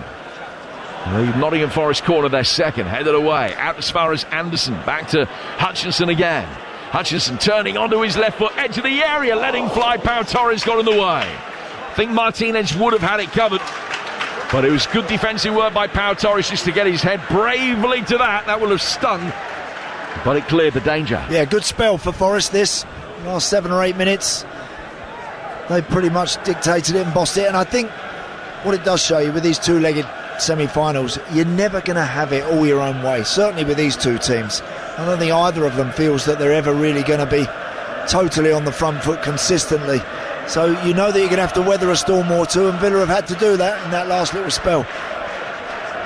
Dominguez has got the ball in his feet inside the centre circle for Nottingham Forest. Played down towards Amari Hutchinson. Seen plenty of it in the last 4 or 5 minutes or so. He's got that little trick and little raise of the left boot. He flicked it in towards Anderson, whose rising drive sails over the bar. Hutchinson actually made a really good run off the ball and wanted the return pass, but it wasn't forthcoming. Anderson trying his luck.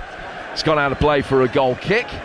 But it's certainly been Villa who've been the busier in possession and have had the ball in better areas over the last 6-7 minutes or so. Still 0-0 though. Yeah, I mean, where are we now? 27 minutes. Haven't seen a lot of Morgan Rogers with the ball at his feet, nor Ollie Watkins. Villa yet to really get the ball into those two in the better areas. Yeah, I think if they can get someone in that little gap in behind the midfielder, Forest. Watkins bringing it forward. He's knocked it to his right-hand side. Here is Morgan Rogers letting fly. Good save. Comes back out for Buendia. Aina can't get it away. Digne's ball back in. Milenkovic heads it clear. Gibbs-White nods it down, and Anderson turning, but knowing exactly what he was doing. Played out. Igor Jesus made the wrong run, and only then did Dominguez win it back. Now Forest might be able to break quickly themselves. It all came after a good challenge on Hutchinson in the midfield, and Villa marauded forward, having one possession back. Now Forest have it again. Dominguez to Gibbs-White. Down towards Amari Hutchinson. Hutchinson pulling it back, Gibbs-White taking it on, the angle's tight, and he's looped it over the bar under the roof of the net.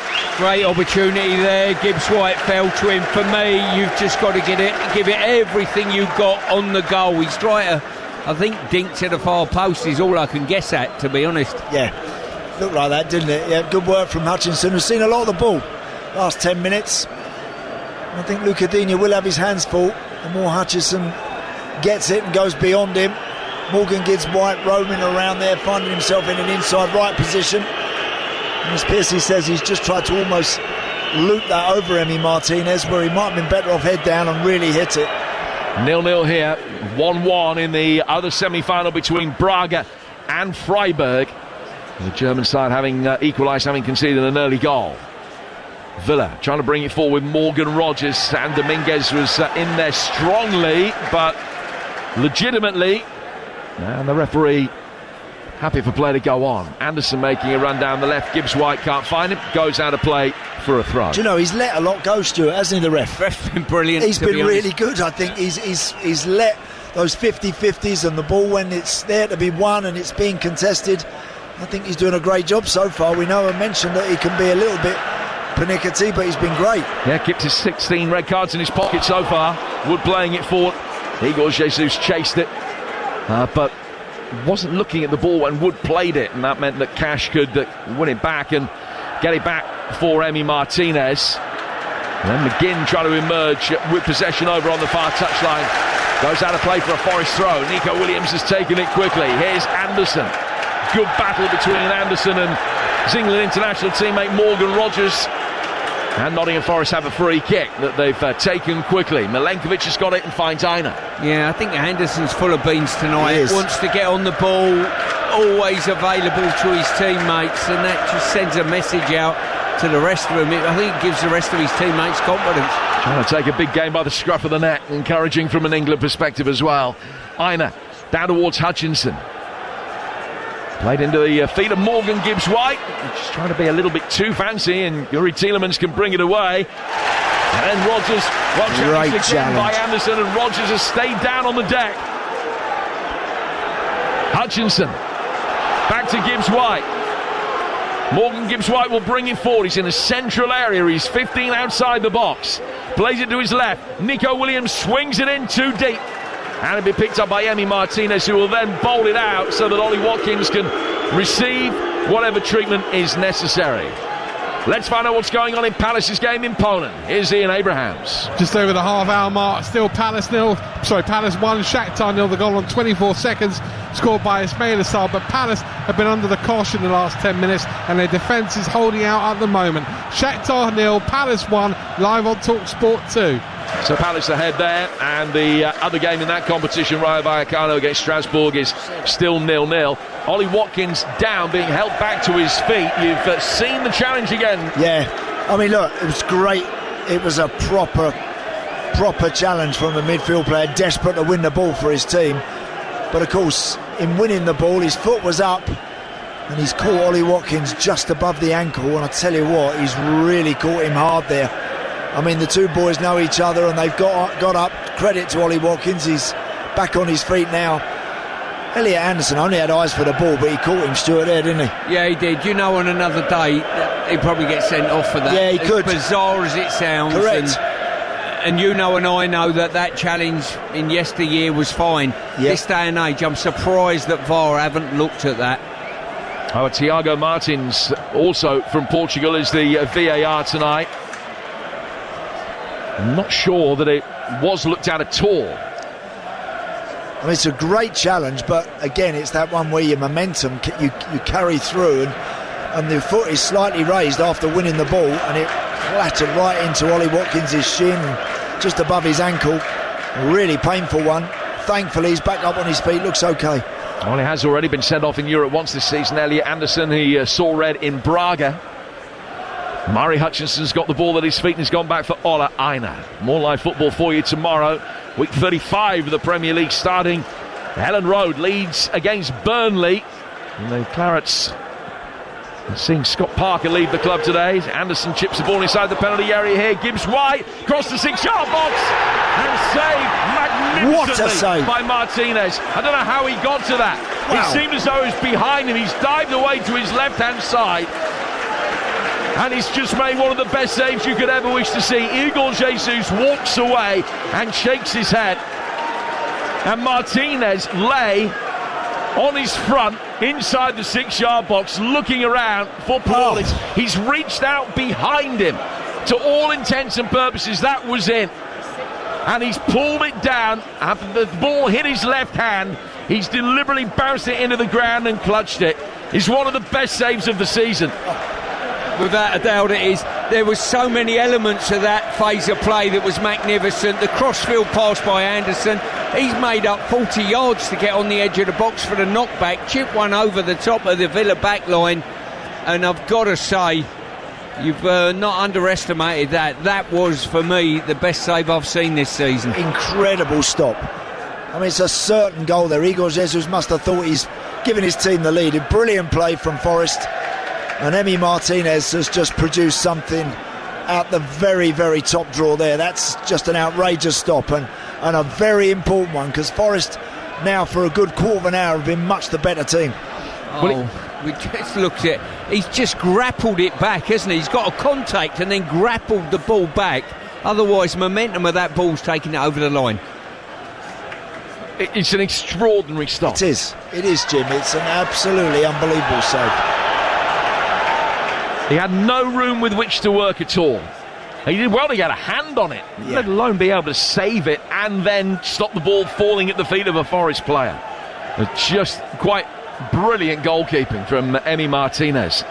And it's kept it at 0-0. That far and away the best chance that we've seen so far. Yeah, Elliot Anderson, the most influential player on the field. I think he has been tremendous in this opening 35 minutes. Really good.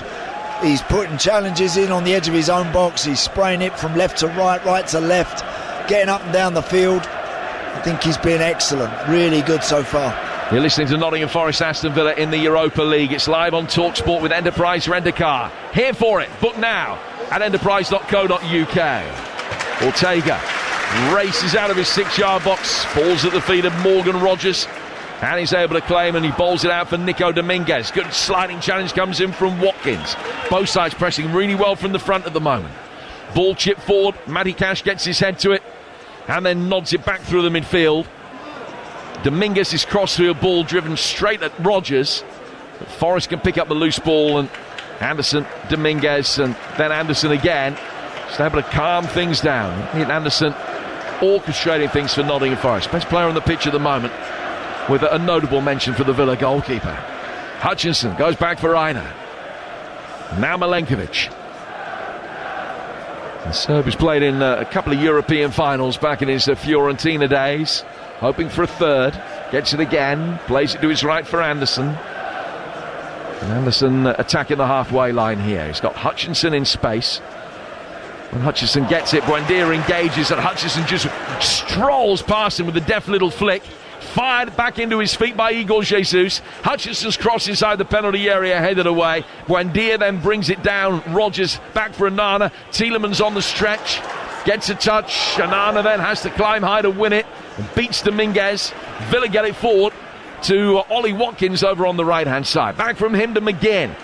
Trying to turn away from Anderson, who's fouled him. And then the ball seemed to be kicked away there by Dominguez, but will be a free kick to Aston Villa without any sanction from the referee. Villa have had the ball on probably 2 or 3 occasions during this half where it's come up to their either Rogers or Watkins, and all of a sudden you look and it's turned into a sort of 2v2. Yes. And they've not exploited that, have they? Exactly that. I mean, there was a beautiful opportunity there. Morata's flat-footed, and he's just not taking him on with any gusto. Yeah. Villa on the attack now. 8 minutes to go to half-time. Digne with the ball on the palm of his right hand, preparing to take a throw. Can go back for Pau Torres, but there are 6 in white inside the Forest penalty area. Everybody apart from Chris Wood is back. Constance keeping an eye on him, but Villa have got just about everybody else forward. Yep, and Amadou Onana in at that near post. Giant of a man. He'll be looking to try and make first contact. Digne trying to get it onto his head. It's a steered away in front of Ortega by Jesus for a corner. Just a very brief post-mortem between the two players. Ortega appearing to say that he called for that. Igor Jesus didn't take any chances. And it's out of play for another Villa corner, which is number 4 for them. It's still 0-0. Fascinating encounter ahead of the second leg, which we will bring you live on TalkSport next week. Neither side able to get their nose in front at the moment, but only thanks to an extraordinary save from Emi Martinez. Here comes his latest Tielemans corner, headed away by Einer and then further cleared by Wood. Comes outside the penalty area for McGinn. It's a nice turn from him. Faced up by Williams. He'll again try and turn and get to the byline. Williams stops the cross coming in. McGinn still has the ball at his feet. And Hutchinson comes across and doubles up and has been able to keep the ball into McGinn. And he goes out for a goal kick that Ortega will take. 6 to go to half-time. The first half has raced by here on TalkSport. It has. It's been good. It really has. I think it's got a nice tempo to the game. I think after the initial 5 minutes, Villa looked 5-10 minutes, Villa looked very comfortable. But then Forest really started to pick the tempo up, and as again Stuart and I was talking about the way that this Forest play, when they lift it, and they do in spells, they can be hard to deny, really difficult to stop, and had a really good spell there for 15 minutes and almost broke the deadlock, but for just a world-class stop, a truly incredible save from Martinez. Villa in their 3rd European semi-final. They beat Anderlecht famously in the Champions League back in 1982. 1-0 on aggregate. Tony Morley scoring the winning goal. One of the most famous that Villa Park has ever seen. They lost to Olympiacos in the Conference League semi-final a couple of years ago. They just didn't do themselves justice in that tie, losing both legs, beaten in Birmingham and in Greece as well. And Forest, for their part, in their first European campaign for 30 years, their last victorious European semi-final, 1980, when they beat Ajax 2-0. Two Forest greats got the goals, Trevor Francis and John Robertson. They lost 1-0 in Amsterdam but made it through. Tielemans. We're back to Ezri Konsa. Konsa will take a touch, 15 yards outside his own penalty area, gets it back for Martinez in all black. Long ball forward from him. Watkins turns it round the corner. Rodgers couldn't get there. Tielemans then wins it ahead of Hutchinson.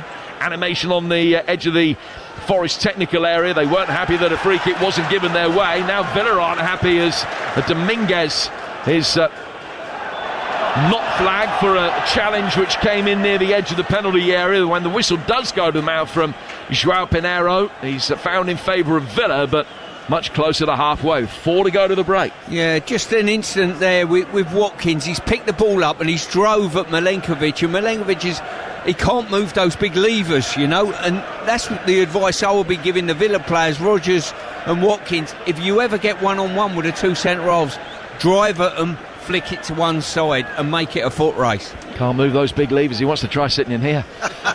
The free kick to be taken on the Aston Villa right. We've got 4 minutes to go to half time. Only got little levers. Man, I can't move it. But they're reverberating continually though. Oh, they're white. In comes the free kick from Villa. And it's headed away from the edge of the penalty area. Brought down by Digne. Digne's 15 outside the box, chipped in, and there's Milenkovic to knock it away again. And now Hutchinson just waiting for the ball to bounce, and he can take it on and get away from Buendia, and now a run at Cash, and he's away from him as well before Buendia comes back.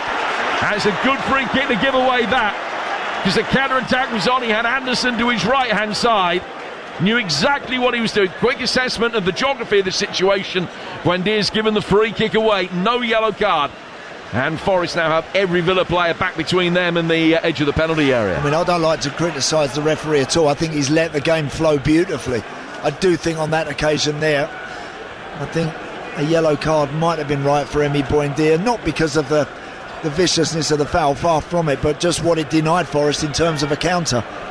He's got a little bit of the ball, I've got to say, in his defence. Yeah. He has, but you're right in what you say. It did stop that attack. So Forest have a free kick, almost on the edge of the centre circle. It's just tapped short by Anderson for Hutchinson. No thoughts of hitting it in directly. They will now head it back across the edge of the 6-yard box for Milenkovic. And he's not just found the Bridgeford end, he's almost found West Bridgeford High Street. Leaning back on the edge of the D, certainly put it most of the way back the upper tier of that stand. But it's a well-worked free kick, couple of touches short, then the ball came in from Williams and driven forward towards Dominguez, the header back across the face of goal that was causing Sunderland so many problems the other night. But when it fell for Milenkovic, probably wasn't the man they wanted that to drop to. Certainly wasn't, no. Non-subtle levers he was using on that occasion. Yeah.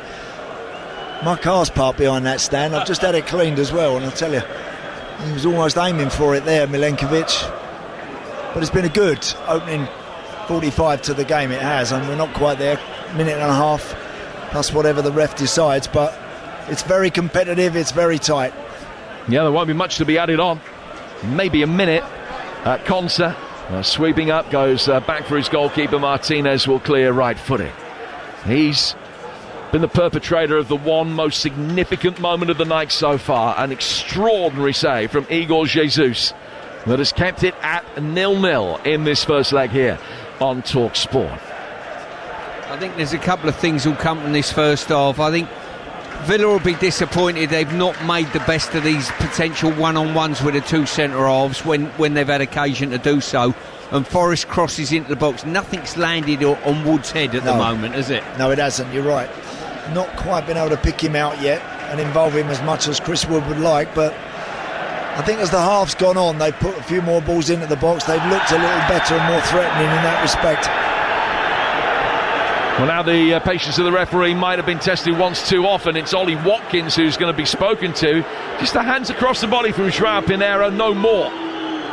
It was Nico Williams, was it that he caught? No, it's Elliot Anderson. It's Elliot Anderson, I beg your pardon. I think that's 1-1 now. You know, he's just replying. There's a little bit of afters there, isn't there? Anderson had played the ball and Watkins just went in knee on knee. It's a free kick that'll be taken by Forest. 20 outside their penalty area. Anderson's okay. Watkins had a warning, nothing more than that. The fourth official hasn't even got a numbers board in his hand, so there might not be any added time at all.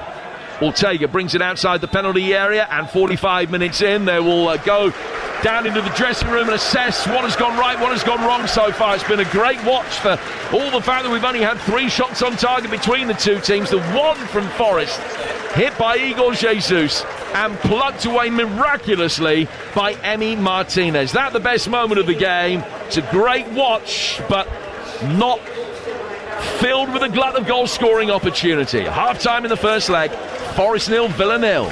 Jim, thank you very much. It certainly has been non-stop here at the City Ground, but all we are missing is an all-important goal. But the next 45 minutes to come, of course, after the half-time break. Let's check in with how the Conference League semi-final between Shakhtar and Crystal Palace is getting on. Ian Abrahams is across it. We're about 10 seconds from half-time here. Shakhtar 0, Palace 1. The goal on 24 seconds. Jean-Philippe Mateta's through ball for Ismail Assar, right-hand side of the penalty area, 7 or 8 yards out, across the goalkeeper into the back of the net for his 8th of the competition. Wharton soon after had a shot really well saved by Riznik at his post, but as the half-time whistle goes, and it is Palace 1, Shakhtar 0, it was really Shakhtar who had Palace under the cosh for long periods of that first half, but the Palace defence did hold out despite that. The second half will be live on TalkSport 2. Ismail Assar's first-minute goal separates the two sides. It's Palace 1, Shakhtar Donetsk 0. Ian, thank you very much. And just to say, in the other Europa League semi-final, which is not yet at half-time, Braga missed a late penalty to give themselves a 2-1 lead as they head into the break against Freiburg. 1-1 it is at the moment after Braga took an early lead, for that to then be cancelled out 8 minutes later. So they're still playing in that one. But let's look over the first half here at the City Ground then, where it is goalless between Nottingham Forest and Aston Villa. But my goodness, it's been an exciting game, it has to be said. It's not been cagey in any way, which we didn't expect that at all, Stuart. No, it's been very open, I've got to say. Both teams probably have not capitalised on some of the territory when they've had it up each end. We mentioned at the back end of commentary there, I think Villa have had probably 3 good opportunities to take the central defenders on, not capitalised on it. And, the save has probably kept the score sheet out, which was it was worth the journey to see that save. It really was. I mean, it was an incredible save. It was a great movement by Nottingham Forest as well, when you think about Elliot Anderson's ball over the top to Morgan Gibbs-White, his cut back, and there's Jesus thinking his shot is goal bound. He thinks he scored. Igor Jesus is probably about 7 yards out, right slap bang in the middle of the goal. If that actually, maybe might be right on the 6-yard line. On the volley, big side foot. Goalkeeper's been dragged to the near post, and then he's got to scramble back along his line and somehow get his hand onto, a well-struck shot. And it's just an outrageous stop. He has got a few of them in his locker, Emi Martinez. I've seen a number of those from him. He's got that ability to produce that save where everyone sort of takes a gasp of breath, do you know what I mean? Where you think there's a certain goal and somehow he's kept it out. Brilliant stop. And that spell was, I think Forest were at their strongest at that point, and they would have been full value for their lead at that particular moment had it have gone in. Sometimes in instances like that, smart arses like me and Andy, we start criticising the striker for not getting a good contact. But we can't even do that. No. The contact was really good. He's taken the pace off and sort of grappled it out. I mean, the last time I saw grappling like that, it was Jim at a buffet. It was an incredible grapple. That was a good save as well, by the way. It was an absolutely incredible save. It has to be said, the majority of the Forest fans thought it was in. That's how amazing a save it was for Emi Martinez. Is that the sort of thing you might celebrate at half-time in the dressing room? Well, why wouldn't you? If I was a goalie, I'd be celebrating it. That is for sure. As a defender, would you not be, Yeah, without a doubt. Listen, we've had 45 minutes to get an indicator to see which way this tie's going over two legs. We're none the wiser. You know, it's been very good. It's small elements. The referee's played his part. He's let the game go. He's probably had one of his best games this season, I would say.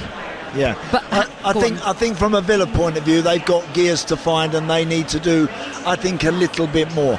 They may well feel that they're going to do more at Villa Park next week, but that's a little tricky and a bit dangerous to think that way right from the get-go. I think they've been just a little reluctant, Villa, to really pour people forward when, as Piercy mentioned, when they've had the opportunity to perhaps do so.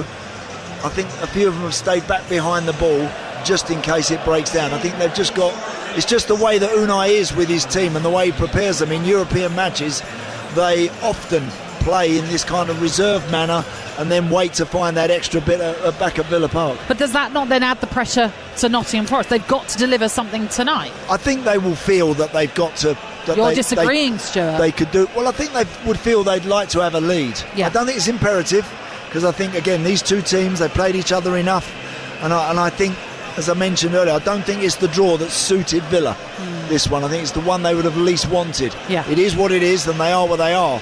They've got to deal with it, but I think Forest, after that initial spell, played quite well in the first half. They shaded the first half probably with the better situations and chances and possession. I think Villa have just got to be careful they don't sit back a little too much and invite them on. Yeah, as you said, with my expression, I think Forest will be quite happy to go away with a 0-0 or 1-1 a parity from this game, because it suits them to sit back and say, well, come on then, what have you got? And I think that suits the way Forest play, I really do. What they don't want to do is go to Aston Villa and go chasing the game. I think that will really unsettle them. Should there have been a red card in that first half for both of you? Look, I don't think so. I don't think so. There'll be probably a lot of people watching it on their tellies, and when they see a rerun of that challenge, will feel that it should have been a red card. I'm amazed. The referee, as we said before the game, he came here tonight with a history of brandishing cards here, there and everywhere. Well, he's been very, very fair. And Elliot Anderson, it would have been the unluckiest red card I've seen, because it was a great tackle. But his momentum and his follow-through certainly caught Ollie Watkins full-blooded, right on the shin, just above the ankle, and a very painful one. I personally, Stu, don't think so. Do you? It would spoil the game. Straight away, you've spoiled the game by sending him off. Next week or at the weekend, someone will get sent off for the same challenge. This is where the game is so infuriating. Leave them on the pitch, let the players play the game. And do you know what, Nat, as well? Yeah, if a challenge was made like that in Madrid last night against the Simeone team, you'd have had everyone off that bench sprinting onto the field, all going ballistic at the referee, almost forcing him to feel like he's got to act upon it. The Ollie Watkins one, everyone was carrying on with the game. Ollie was obviously down on the floor, he was hurt. The two boys know each other well, they've shook hands, they got up, they've gradually got on with it. Ollie gave him a little rap back. He got him back on the far side, and we move on. Okay. And there's something quite refreshing about all of that, I think. I've had a little scout on social media. There's a fair few saying it was a red, just so you know. But that's football. We all have our opinions, that's for sure. I should say it is half-time in the other Europa League semi-final, where it is 1-1 between Sporting Braga and Freiburg. So, of course, the winner of this one will play the winner of that in that May the 20th final in Istanbul. We will bring you the second half then from the City Ground shortly, but don't forget we've got more live football for you tomorrow night. Managerless Burnley take on Leeds at Ellen Road. Kickoff is at 8. Former winger for both sides, Aaron Lennon, is going to be part of our team bringing you that one. You're tuning in then to Europa League Live on TalkSport with Enterprise Rent-A-Car. Here for it. Book now at enterprise.co.uk. Will we see goals in the second half?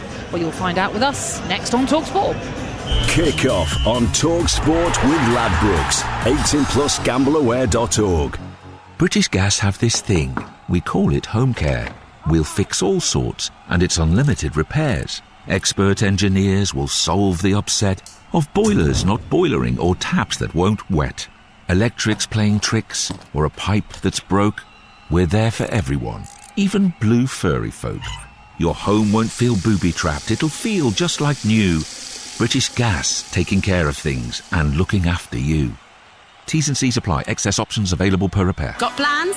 Cancel them, because this is your big weekend. Big implications in the Premier League and final pushes in the EFL and WSL. A huge moment! Big F1 races. We're in!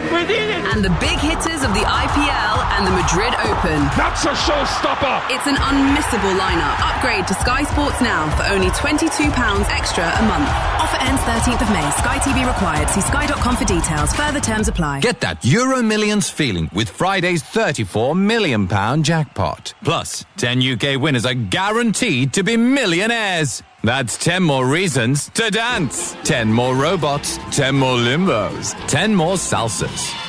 Friday's Euro Millions jackpot is £34 million. And 10 UK winners are guaranteed to be millionaires. Euro Millions from the National Lottery. It could be you. Estimated jackpot. Rules apply. 18+. At Arnold Clark, upgrading your car just got easier and cheaper. For a limited time, you'll get an extra £500 when you part exchange your current car. That's more money to put towards your next one. Plus, we'll give you 2 years free servicing when you buy a used car. That's 2 years completely free. Search the upgrade event and save on your next car. Only at arnoldclark.com. Smart TV. Didn't work. QR code login. Didn't work. Re-enter login. Didn't work. Voice activated remote. Didn't work. We can fix that, but our casino app is actually pretty good. Wager £20, get 100 free spins with Midnight on eligible games. Search Midnight Casino or download the Midnight app today. New customers only. Restrictions and T's and C's apply. 18+. Play responsibly. Gambleaware.org. Europa League live on TalkSport with Enterprise Rent-A-Car. Whatever it is, we're here for it. King of football commentary. Kickoff live on TalkSport. You're listening to Kickoff then on TalkSport, where it is currently goalless between Nottingham Forest and Aston Villa in the first leg of this Europa League semi-final. Second half commentary to come shortly here at the City Ground, but in the other game or other competition taking place right now, the Conference League, where Crystal Palace are in semi-final first leg action in Poland, they still lead Shakhtar by 1-0 at the break in that one. A very early goal, 22 seconds into the game, Ismail Assar giving Palace the lead in that one. But we are concentrating very much on matters here at the City Ground. Let's bring you the half-time odds with Ladbrokes. Odds update on Talk Sport with Ladbrokes. Get a free bet every week of the season and a big boost every day. That's Ladisfaction. Minimum £5 bet. Conditions apply. 18+. Gambleaware.org. So no goals as of yet, but Ladbrokes have it that if you think Forest can come through to win this one, it's a 9-4 chance. Aston Villa, best price at 2-1, and the draw is a 5-4 chance. That was the latest odds with Ladbrokes. It's 18 and over. BigGambleAware.org. Odds update on Talk Sport with Ladbrokes. Get a free bet every week of the season and a big boost every day. That's Ladisfaction. Minimum £5 bet. Conditions apply. 18+. Gambleaware.org. Now, the latest episode of How to Win the World Cup is now live. Matt Ford and comedian Maisie Adams speak to Kevin De Bruyne's former personal chef, Johnny Marsh. Here he explains how a last-minute Christmas dinner led him to getting that assignment. So who was your first high-profile client? Kevin De Bruyne, it was. Wow. I kind of started. How did that come about? I was a head chef of a yacht, of a super yacht, and I came back and I said, you know what, I'm gonna take over the events world, having never done an event in my life. And then I would send about 100 emails a night for about 6 months, and the only person to ring me back was a lady called Claire Marsden at Man City. So she was the player liaison officer, so like the player care, and she literally rang me and said, I've got a player that needs his Christmas doing. Very first time I ever met Kevin was the day I cooked for him Christmas Eve. I met his wife 3 weeks before, and I cooked for 18 people that night. 1st or 2nd of January, sort of took me to one side and said, do you want to do this full time for us? And I was like, might as well. Well, that's how to win the World Cup wherever you get your podcast. Remember, we'll bring you every game of the 2026 World Cup in North America. That is all 104 matches live on the TalkSport network, and it's not long to go. It looks as though Vitor Pereira and his coaching staff have already made their way out, but we're still waiting the teams. So they've done all the talking that they possibly can have done. And there's something we flagged up before kickoff was the strength on the benches. And one of the issues, of course, for Nottingham Forest is that they have a very inexperienced bench. That's an issue that, Vitor Pereira isn't going to want to use the bench if he can avoid it. Well, exactly that. I mean, sometimes you go into these games and you look at your bench and think, well, I've got some starters and I've got some finishers to have some impact. I don't see what Forest have got. Yates is experienced, but that's just to shore things up. Villa, on the other hand, have got good options, I believe. Yeah, that Villa have. The likes of Tammy Abraham, Leon Bailey, Ian Matson, if they want a little bit more pace from a full-back position in a wide area, they've got lots of options now in that respect. So, and Unai Emery isn't afraid to change it. He's not afraid to swap it around. I often see John McGinn coming off after 70-odd minutes. Wouldn't be surprised to see Ollie Watkins, particularly as he took that nasty knock. Wouldn't be surprised to see Tammy coming on at some point as well. Well, the teams are out now. Remember, it's goalless coming into this second half. This game is brought to you in partnership with TNT Sports, the home of European football. Let's hand you back to your commentators then. Former Villa captain Andy Townsend, ex-Forest skipper Stuart Pearce and Jim Prouter are your team.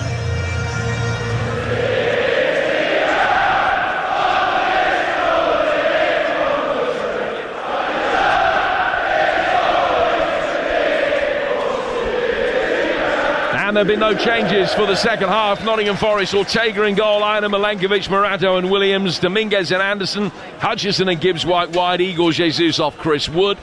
And Aston Villa, Martinez in goal, Cash, Consa, Pau Torres and Digne, Anala and Tielemans, McGinn, Rogers, Buendia and Watkins.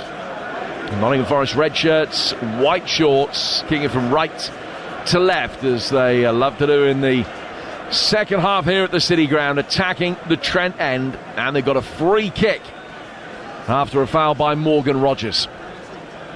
Villa in their change kit, white shirts with blue shorts.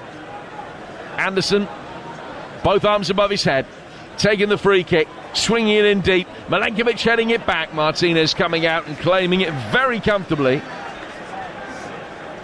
And able just to bounce the ball once by the penalty spot before getting the ball upfield, or is he just going to bowl it out to his right? He does that. Find Ezri Konsa. This game brought to you in partnership with TNT Sports, the home of European football. A night where Anderson made a challenge that many feel should have earned him a red card. Martinez made it a quite extraordinary save, and everything remains very much hanging in the balance. Yeah, and I know at half-time I've seen a few images of that Elliot Anderson challenge on Ollie Watkins, and whenever you see a freeze frame of most challenges, they always look really nasty. It wasn't intended, it's just the way that unfortunately his momentum took him through. Genuinely, it was a robust challenge from a midfield player, but he won the ball. It was just his momentum that took him through, and he certainly caught Watkins, no doubt about it. Villa have it with Ollie Watkins, unscathed after that injury. They're just trying to turn away from Morato, and he's ended up conceding a throw. Ollie coming into this in good form, 6 goals in his last 6 games. He's also scored in 3 of his last 4 home matches against Forest, although he's never scored here at the City Ground. The player, as Andy was saying earlier, is that goals throughout his career have really tended to come in streaks. 6 in 6, a good one after a run of only 2 in 15 coming into that. Konsa plays the ball to the right-hand side for Anana, who's under a little bit of pressure from Morgan Gibbs-White. When he turns back towards the edge of his own penalty area, he's under a lot more pressure, but he can find Konsa, and then Cash rolls it forward down the line. Rogers comes to meet it, cleverly scoops it up with the top of his right boots, chested down by McGinn, laid back for Tielemans, who puts his right foot underneath it and works it out wide towards the right-hand side. Watkins' run has drawn Milenkovic out of position. Milenkovic has won it back. Anderson gets it forward, and Morgan Gibbs-White has it now. Back from him to Anderson, to Gibbs-White again. Right-footed switch of play out towards Ola Aina. Aina bringing it forward towards the edge of the penalty area. Still 0-0. He's chipped it in. Martinez makes the save. And another goal in Krakow. Here's Ian Abrahams. This has been coming. Shakhtar 1, Crystal Palace 1. Okacheko had put the ball in from 3 yards out. A corner was flicked on and he poked it beyond Henderson. Palace have been struggling all night really against Shakhtar, and now they've got their goal back. Palace 1, Shakhtar 1, live on TalkSport 2. And here's Morgan Rogers inside the Forest penalty area. It's shown wide by Williams. He's got it back, but just away from Buendia. And Forest are able to clear. Wood comes to meet it. Started the night on 199 senior goals. He's hardly had a kick really, Chris Wood. He hasn't really got involved a tremendous amount at all, actually. And there's been a lot of effort, a lot of energy from Forest, but they've yet to provide him with something that sort of sees his eyes light up and something that he can really go after. But he'd like to be involved, I think, a bit more. I've been a little bit disappointed at both front ends of the team. I've got to say, there's been a couple of instances already in this half where I'm thinking Watkins has got Milenkovic on one side, 1-on-1, Morata on the other, and nothing's come of it as such. Now play's got to stop because Hutchinson has gone down hurt.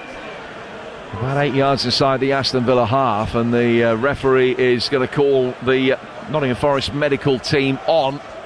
Just trying to make his way through there past Luca Digne, and I think as the pair of them tangled and were both falling to the ground, I think Hutchinson's right shoulder has gone very fiercely into the left boot of Digne, and it's a slight problem for him over on the right hand side. A reminder, 0-0 here, 1-1 in the early stages of the second half of the other game in the Europa League between Braga and Freiburg. Braga missed a penalty in that. The Conference League playoffs, we've just heard from Moose, 1-1 Palace against Shakhtar, with the home leg to come live on TalkSport 2 next week. And they'll play the winners of Vallecano and Strasbourg, which is 0-0 at the moment. So we talked about the lack of depth on the Nottingham Forest bench tonight. 5 players on that Forest bench. They were already a man short on the bench, and they've got 5 players who have only got one brief sub-appearance between them for the first team. So the last thing they need is an injury to a player the likes of Hutchinson. He's going to be coming back on in a moment, having received his treatment. He's off the obligatory 30 seconds at the moment. The ball has gone out for a throw, which will be taken on this near touch on the Forest left by Nico Williams, Andy. Yeah, it's ironic for Forest, isn't it? The amount of traffic, the amount of players they've had coming in and out, and a revolving door with players, and yet they come into a European semi-final clearly short in various areas. Gibbs White has done really well. He's hooked it in towards the far post. Good header by Digne. Got it away from Igor Jesus. Hutchinson's now back on the pitch and has it again.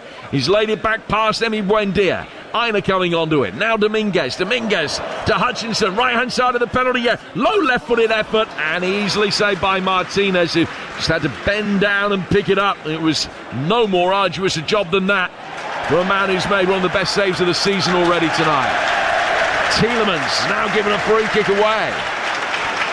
Yeah, Villa played out quickly there, straight into Tielemans. He's turned it round the corner quickly, and was it Dominguez just set off like being shot out of a cannon, didn't he? It was an all or nothing challenge. Certainly was. He managed to pinch the ball, and then as Anderson plays it in quickly, and Anana's back to head it away from Chris Wood for a corner.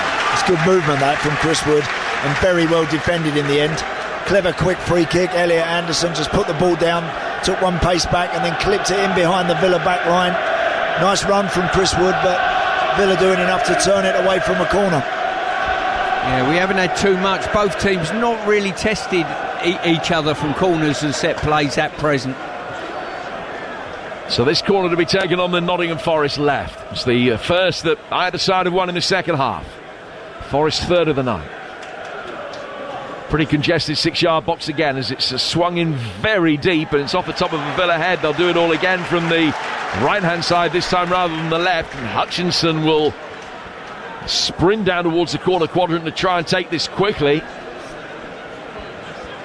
Milenkovic, as Forest reset, now has a central role near the penalty spot. Chris Wood is in there trying to make life difficult for Martinez, standing right in front of the keeper, in towards the near post, but too low. Digne heads that away. And Anderson will just watch it out of play. There's going to be a change very shortly for Aston Villa. Bakada is going to come on into the midfield, maybe for Onana. Forest sweeping another ball through the box, but over Igor Jesus' head, and out of play for a throw that will be taken on the Aston Villa right-hand side. Yeah, he looks like Amadou Onana. He's the boy that's limping at the moment. Now, whether that's just something that's happened from those corners, but I would imagine it is Onana. Yep, it looks like he's going to be making way right now for Lamar Bakada, who we know can play as a right back, a central midfielder. He's very versatile and reliable. Well, he's had this problem with his knee, Onana, and I think what probably happened was when he headed that ball away for a corner, it was his landings. He came down, all his weight went through his bad knee, and he just felt it again. And they've rushed him back for this game. They've got 54 minutes out of him. And here is the young Dutchman Bakada, who's going to come on. He's played 40 games for Villa this season now. So, although he hasn't started a huge stack of them, he's had a much heavier involvement this time around than ever before. He's on. 36 minutes to go in this first leg. It's still 0-0. Wood heading the ball down for Forest. Igor Jesus loses out to Tielemans, who shows great strength, as does Buendia. Back for Tielemans, has squeezed it impeccably through the eye of a needle out to the left. Digne, Watkins, back for Tielemans, trying to make Villa tick in the way that Anderson did at times in the first half for Nottingham Forest. Forward he goes from Konsa. Now to Bakada. Has given away. First contribution from him, poor. Straight into the feet of Morgan Gibbs-White. Exchanging passes with Anderson, who's under pressure from McGinn. And Anderson beats that pressure and now finds Gibbs-White. Slightly awkward one to control, but he then hurriedly plays it forward to Nico Williams, who can't take it on the turn. And passes it to camera 3 on this near touchline, out of play for a throw that'll be taken on the Villa right. Fascinating sports bar last night. Jason Cundy and Jamie O'Hara slightly scathing about the quality of the Champions League semi-final. I wonder what they'll make of this one tonight on the sports bar. We'll find out together. 03717223344 is the number. The boys taking your calls after this game. And Morgan Rogers is in possession here for the Villa, bringing it forward inside the penalty area. He's just tripped over. He's claiming that he was fouled. If he was fouled, it was outside the box. His momentum, as he tried to stay on his feet, took him in. Forrest then get it forward quickly, but have asked too much of Wood. And the oohs and ahs as Martinez. I think he knew exactly what he was doing. Yeah, tapped it past the advancing Wood, but only just got it past him. In a good position there, Emi Martinez. Clever play from Forrest, trying to release Chris Wood. The goalie steps out the box, anticipating that through ball and deals with it. Villa bring it forward again. Tielemans. McGinn. Reverse for Morgan Rogers, trying to let fly, left-footed effort. It's a good save from Ortega. Then Digne with an effort that deflects over the bar, and it's a corner, but that's the best chance of the second half so far. Tielemans and Watkins both involved. It was pretty much straight at Ortega, but he had to react quickly to make sure that he didn't beat it straight back out to the Aston Villa man, and it stays 0-0. Yeah, best chance Villa have had on the night. And the save wasn't as good as the Martinez one first half, but it's a good reaction stop, a very important one. It's going in. Ollie Watkins snapshot from the 6-yard line, and the goalkeeper gets himself right behind it and deals with it. So Villa's first corner of the second half here on TalkSport, where it remains 0-0. In towards the edge of the 6-yard box. And Forest make first contact and get it away. Buendia back out towards McGinn. Who got the last touch on that? Was it McGinn or Anderson? It was the Aston Villa man. And Anderson whips up the crowd as he retrieves the ball from in front of the electronic hoardings down in front of the Forest fans at the Bridgeford end. Goal kick from Nottingham Forest. It remains 0-0. And here are the thoughts of former Nottingham Forest captain and manager Stuart Pearce. Yeah, by far probably the best opportunity there by Ollie Watkins. He sort of slapped it, really. Didn't get a really solid contact on it, but the goalkeeper done enough just to get a knee and an arm in the way. This is the first all-English European semi-final since United beat Arsenal in the Champions League back in 2009. Last time it happened in this competition, 1973. when Liverpool beat Spurs on away goals. No sign of a goal so far tonight, but only thanks to some goalkeeping brilliance on a night that hasn't been overflowing with chances. High on intrigue though. Igor Jesus flicking a Dominguez pass onto the right-hand side. Aina down towards Hutchinson. Hutchinson taking on Lucadinha. Always happy to come inside onto that trusted left foot. Just overran it, and a little bit of frustration from Vitor Pereira that there was no end product, which is a criticism that's levelled at Hutchinson relatively frequently. His numbers aren't great. He's making a good impression tonight. Villa coming forward again. Watkins can't get past Milenkovic, and then Aina's caught on the edge of the area. No, referee says no. Play goes on. Villa working it inside the box. Morato gets it away. They go out towards the far touchline towards Hutchinson. He's emerged with possession, and then the referee has found against him. It's going to be a Villa free kick. Should it have been a Forest free kick for a challenge by Digne on Aina? I don't think so. I think Lucadinha is sliding in. He's got his foot low to the ground. Yes, studs are showing, but Ola Aina smashes it against his foot, goes up in the air a little bit, but I don't think it is. Again, can't praise the ref enough for how much he's let things go. It's really good.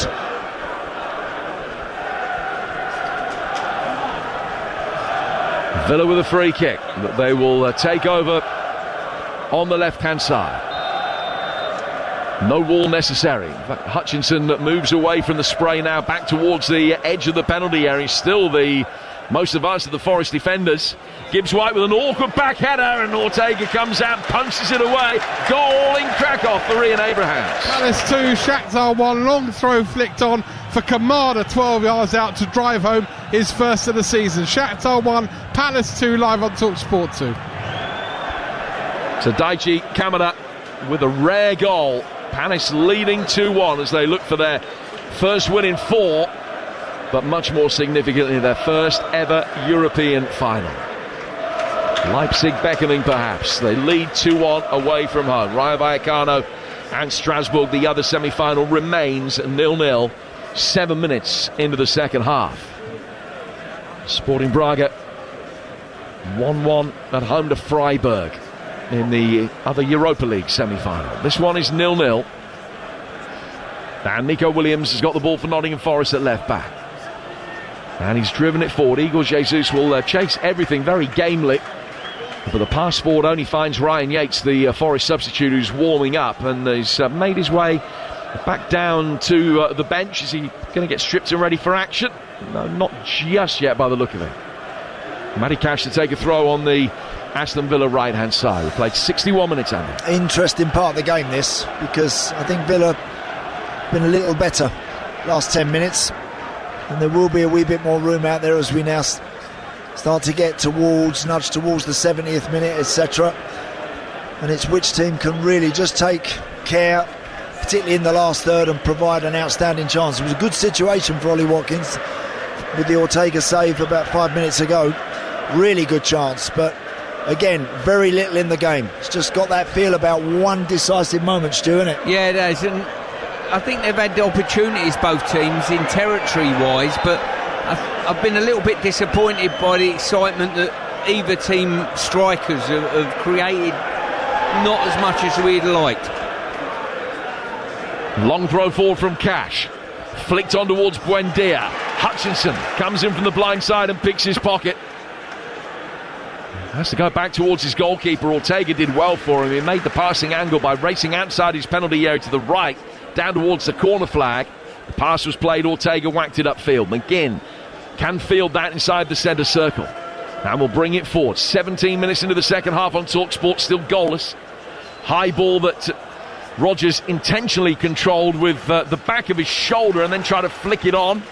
Get it away from Williams. Milenkovic, though, will clear. And Konsa picks up the loose ball inside his own half. I think it's fair to say, and clearly nothing can be certain as yet, I don't think either side are going to win it tonight.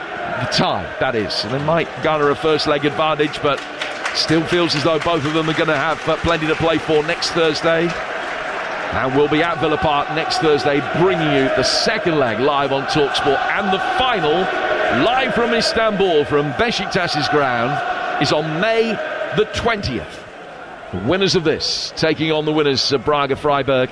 That also will be live on TalkSport. Is Elliot Anderson brings it forward. Morgan Gibbs-White, clever little back heel flick round the corner. Chris Wood made a run for him. Wood holding it up, down for Williams.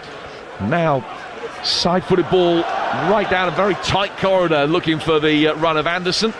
And it goes out of play. It's a Nottingham Forest ball. 63 gone 0-0. I think I'm looking at both managers down there. I think Pereira's got probably the easier job because he knows there's nothing on the bench that will probably help him in many ways. So he's got what he's got. Those 11 have got to get him over the line today. Maybe the odd tactical tweak here and there. Emery on the other side is, you're away from home. You've not conceded a goal. Are you happy with what you've got, or do you chase it to try and win it? That's a good shout, and he's got really strong options. He has Tammy Abraham in Leon Bailey, obviously Jadon Sancho.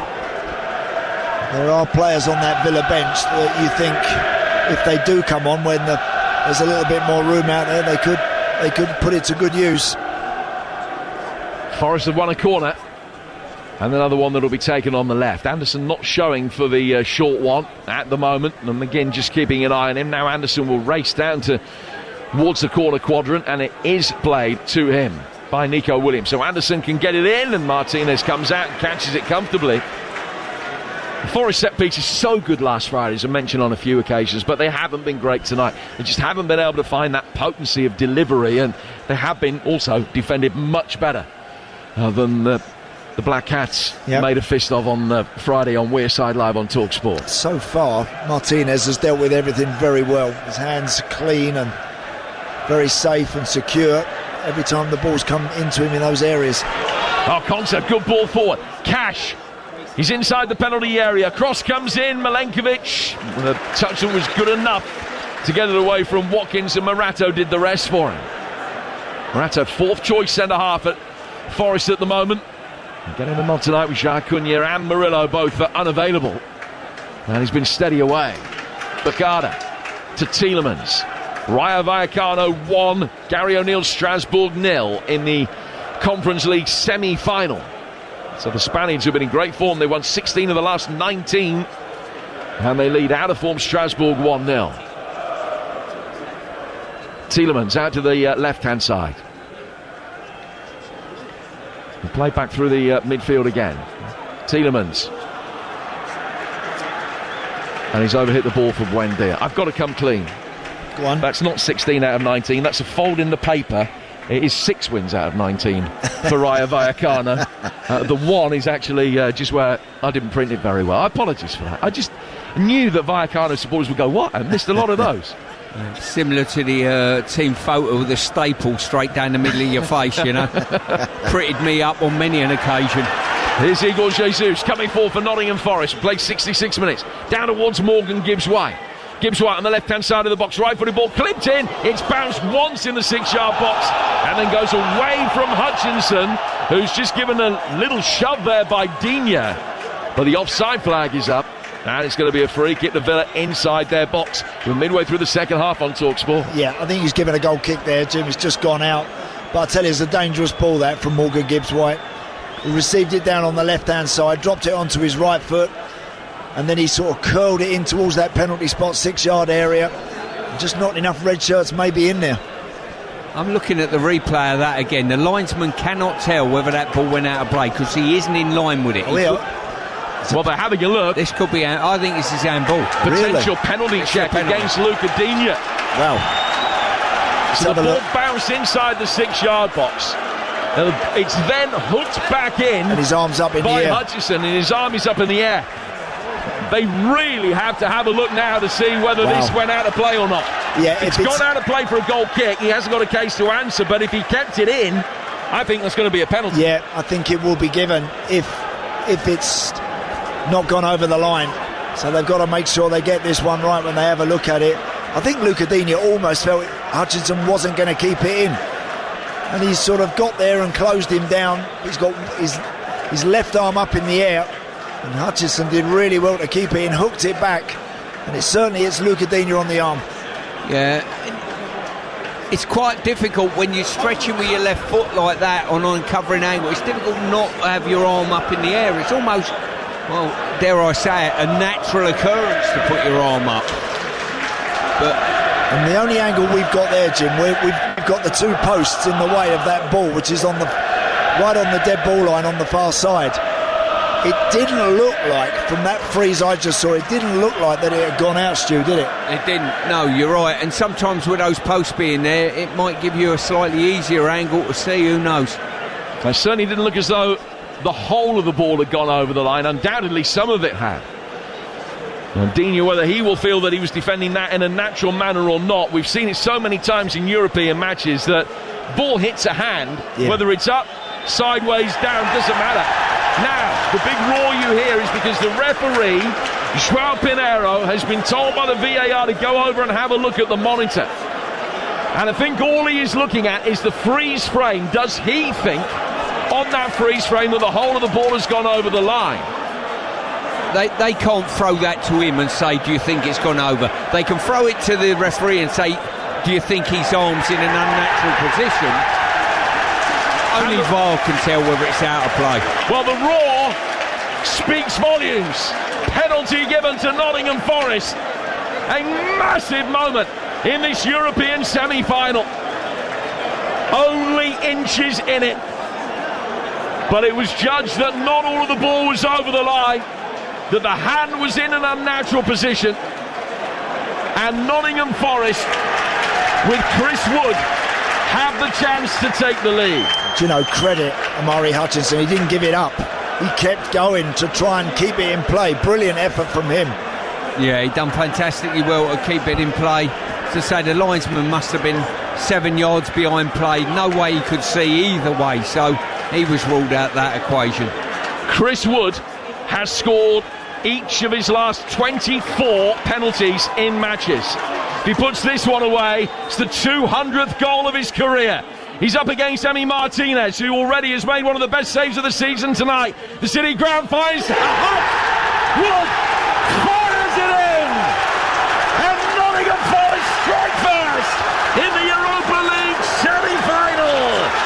Chris Wood with the most emphatic penalty to send Martinez grasping at fresh air.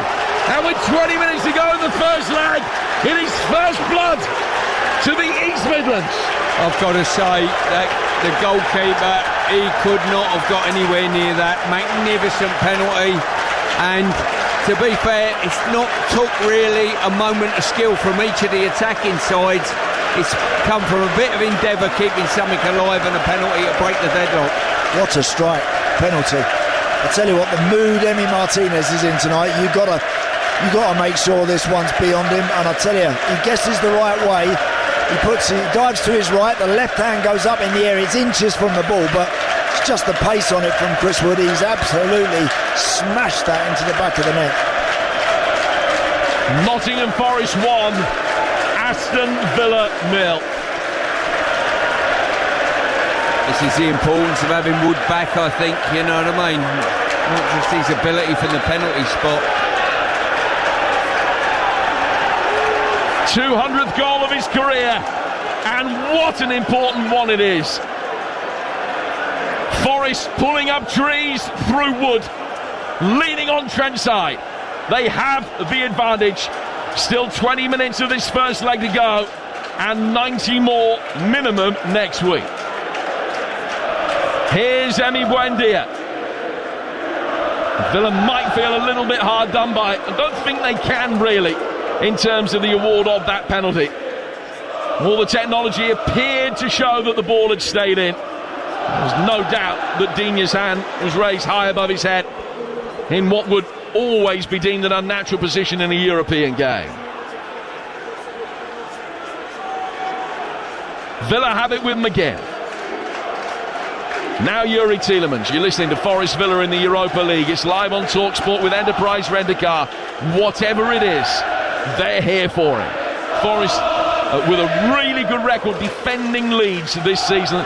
They just haven't taken many of them. Matty Cash chasing here. Can't keep the ball in play. It's gone out. And they've only gone 1-0 up in 8 of the last 27 games, Forest, but they've won nearly all of them all season. They've only failed to win 3 out of 16 when they have scored first. It's not a tie that can categorically be won tonight, but that's a big step forward for the Forest. It is, and Ainya's just gone down now in the 6-yard box, just getting a bit of treatment.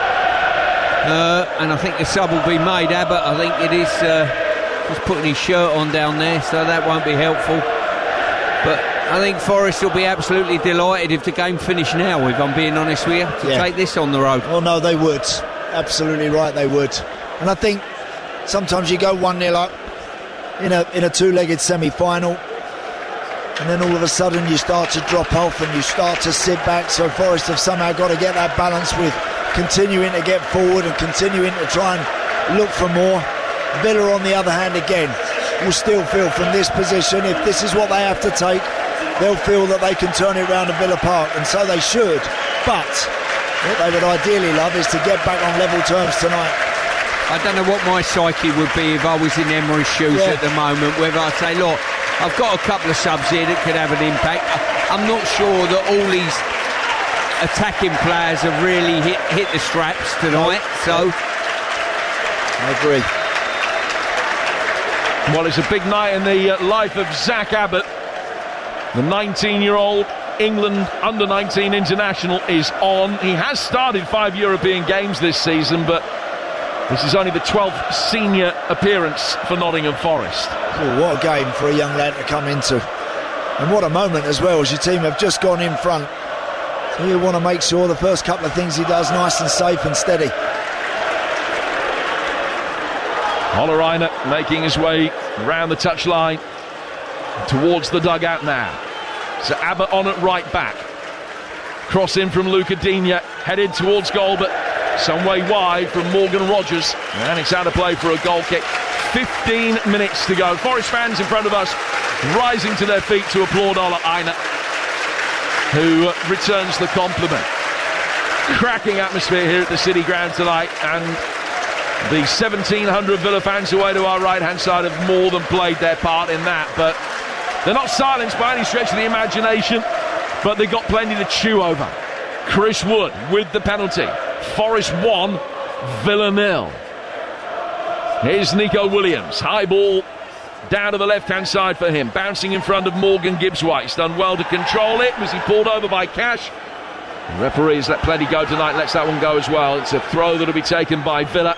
And Cash has nicked a couple of yards. And might try and nick a couple more before taking it. He does. Hurls it for us. A really long throw from the former Forest man. McGinn down the right-hand side. Villa are going to be making a double change in a moment. I can see Ian Matson's about to come on. Here's Morgan Rogers trying to get inside the penalty area, and Williams has been caught by him as he comes in and makes the defensive interception. Free kick to Forest. We're going to see Villa bring on both Douglas Luiz and Matson, and there are 14 minutes to go. Stuart Pearce. Yeah, as I say, Forest now just want to steady the ship slightly, really. I think a little touch of possession for them will be the order of the day, even if they don't make too much ground with it, just to nullify the momentum of Villa. It's going to be a free kick which will be taken away to our right by Ortega. Long one forward from him. Going up for it, Chris Woods. Been able to help it on. Conser brings it down. Conser to his left for Digne. Digne to Tielemans. Tielemans.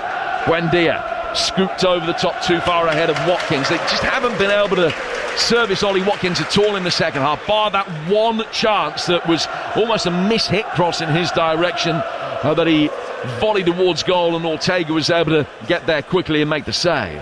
Anderson caught, and a yellow card is shown, and Yuri Tielemans can have few complaints. First player in the book. Yeah, and it was Anderson, well, maybe a little bit of afters for the odd challenge, but I'm not sure that Tielemans has put his foot up there, but certainly on the follow-through, Anderson's caught him. So here come the changes for Villa, and we're going to see Jadon Sancho come on as well as Douglas Luiz and Maatsen. Let's find out what's going on in Krakow while the changes are being made. Ian Abrahams. Shakhtar 1, Palace 2. We've got 13 minutes to go here. Mateta had hit the post before Kamada's goal. He's now got off Strand Larsen on for him, and Palace will be happy to get out of here with a win. It's Shakhtar 1, Palace 2, live on TalkSport 2. That's Douglas Luiz coming on. He's made 7 Europa League appearances this season. 3 for Villa, 4 for Forest. He had a loan spell from Juventus here in the first half of the campaign. Didn't go well. His final Premier League appearance for Forest actually was a defeat at Villa. Yep. But he's on here to a pretty cold reception. Yep, and Ian Maatsen on a left back, Douglas Luiz in the middle of the park, Jadon Sancho off the left hand side. Forest playing it forward again. Pau Torres clears up, the Wood couldn't control. It's out of play for a throw that'll be taken by Nico Williams on the left. The players that have gone off, Digne, McGinn and Buendia. So Villa have made 4 of their 5 changes now. Forest just the 1. They lead, courtesy of Chris Wood's penalty, some 8 minutes ago. Elliot Anderson down towards the corner flag. Has he won a corner off Cash? Looks like it. No. Goal kick is the decision. The assistant referee, who's having a look right across the line from the far touchline down to this near corner flag. And Elliot Anderson still complaining about the non-award of a corner. The goal kick the decision, and Villa will bring it away. Yeah, good decision, I think. I think Cash's foot, he certainly got contact with it, but his foot was over the touchline. Cash. Back towards Konsa. Konsa out towards the touchline and then has to very briskly go back in field again. It's laid it back from Martinez. 4 from Martinez. Nico Williams going up for it. Rodgers tangling with him, is able to emerge with possession. Gibbs White doing what he can to stop him by fair means or foul. And Rodgers a very difficult man to shake off the ball, and then Williams comes in, and the free kick is now given Villa's way. 5 yards in from the right hand touchline, 15 from the corner of the box, and an opportunity to swing it forward for the advancing aerial targets, Andy. Yeah, not seen Morgan Rodgers travel with the ball too much tonight, with the ball at his feet. He did it there, travelled 20-25 yards into a wide area, 2 red shirts around him. He ends up getting a free kick, which is an opportunity for Villa now to swing something in towards that penalty spot and attack it. Ryan Yates will be on in a moment for Forest. Douglas Luiz, who came on to a cacophony of boos, raises the arm, swings the free kick in. It's deep, too deep for his teammates. It's easily headed away. Back from Bakada, out towards Maatsen. Maatsen making a good run off the ball. So good quick exchange of passes coming in off the left. Jadon Sancho trying to get it back, can't do so. Former Champions League finalist. We saw it knocked away from him, and Anderson's clearance will go out of play for a throw that'll be taken on the Villa left. They're in a real hurry now, trying to restart play as quickly as they can at every opportunity, with 9 minutes to go and Forest leading. Yeah, far more urgency from Villa, as you would expect. 1 down and getting it forward and just getting it in the box, having good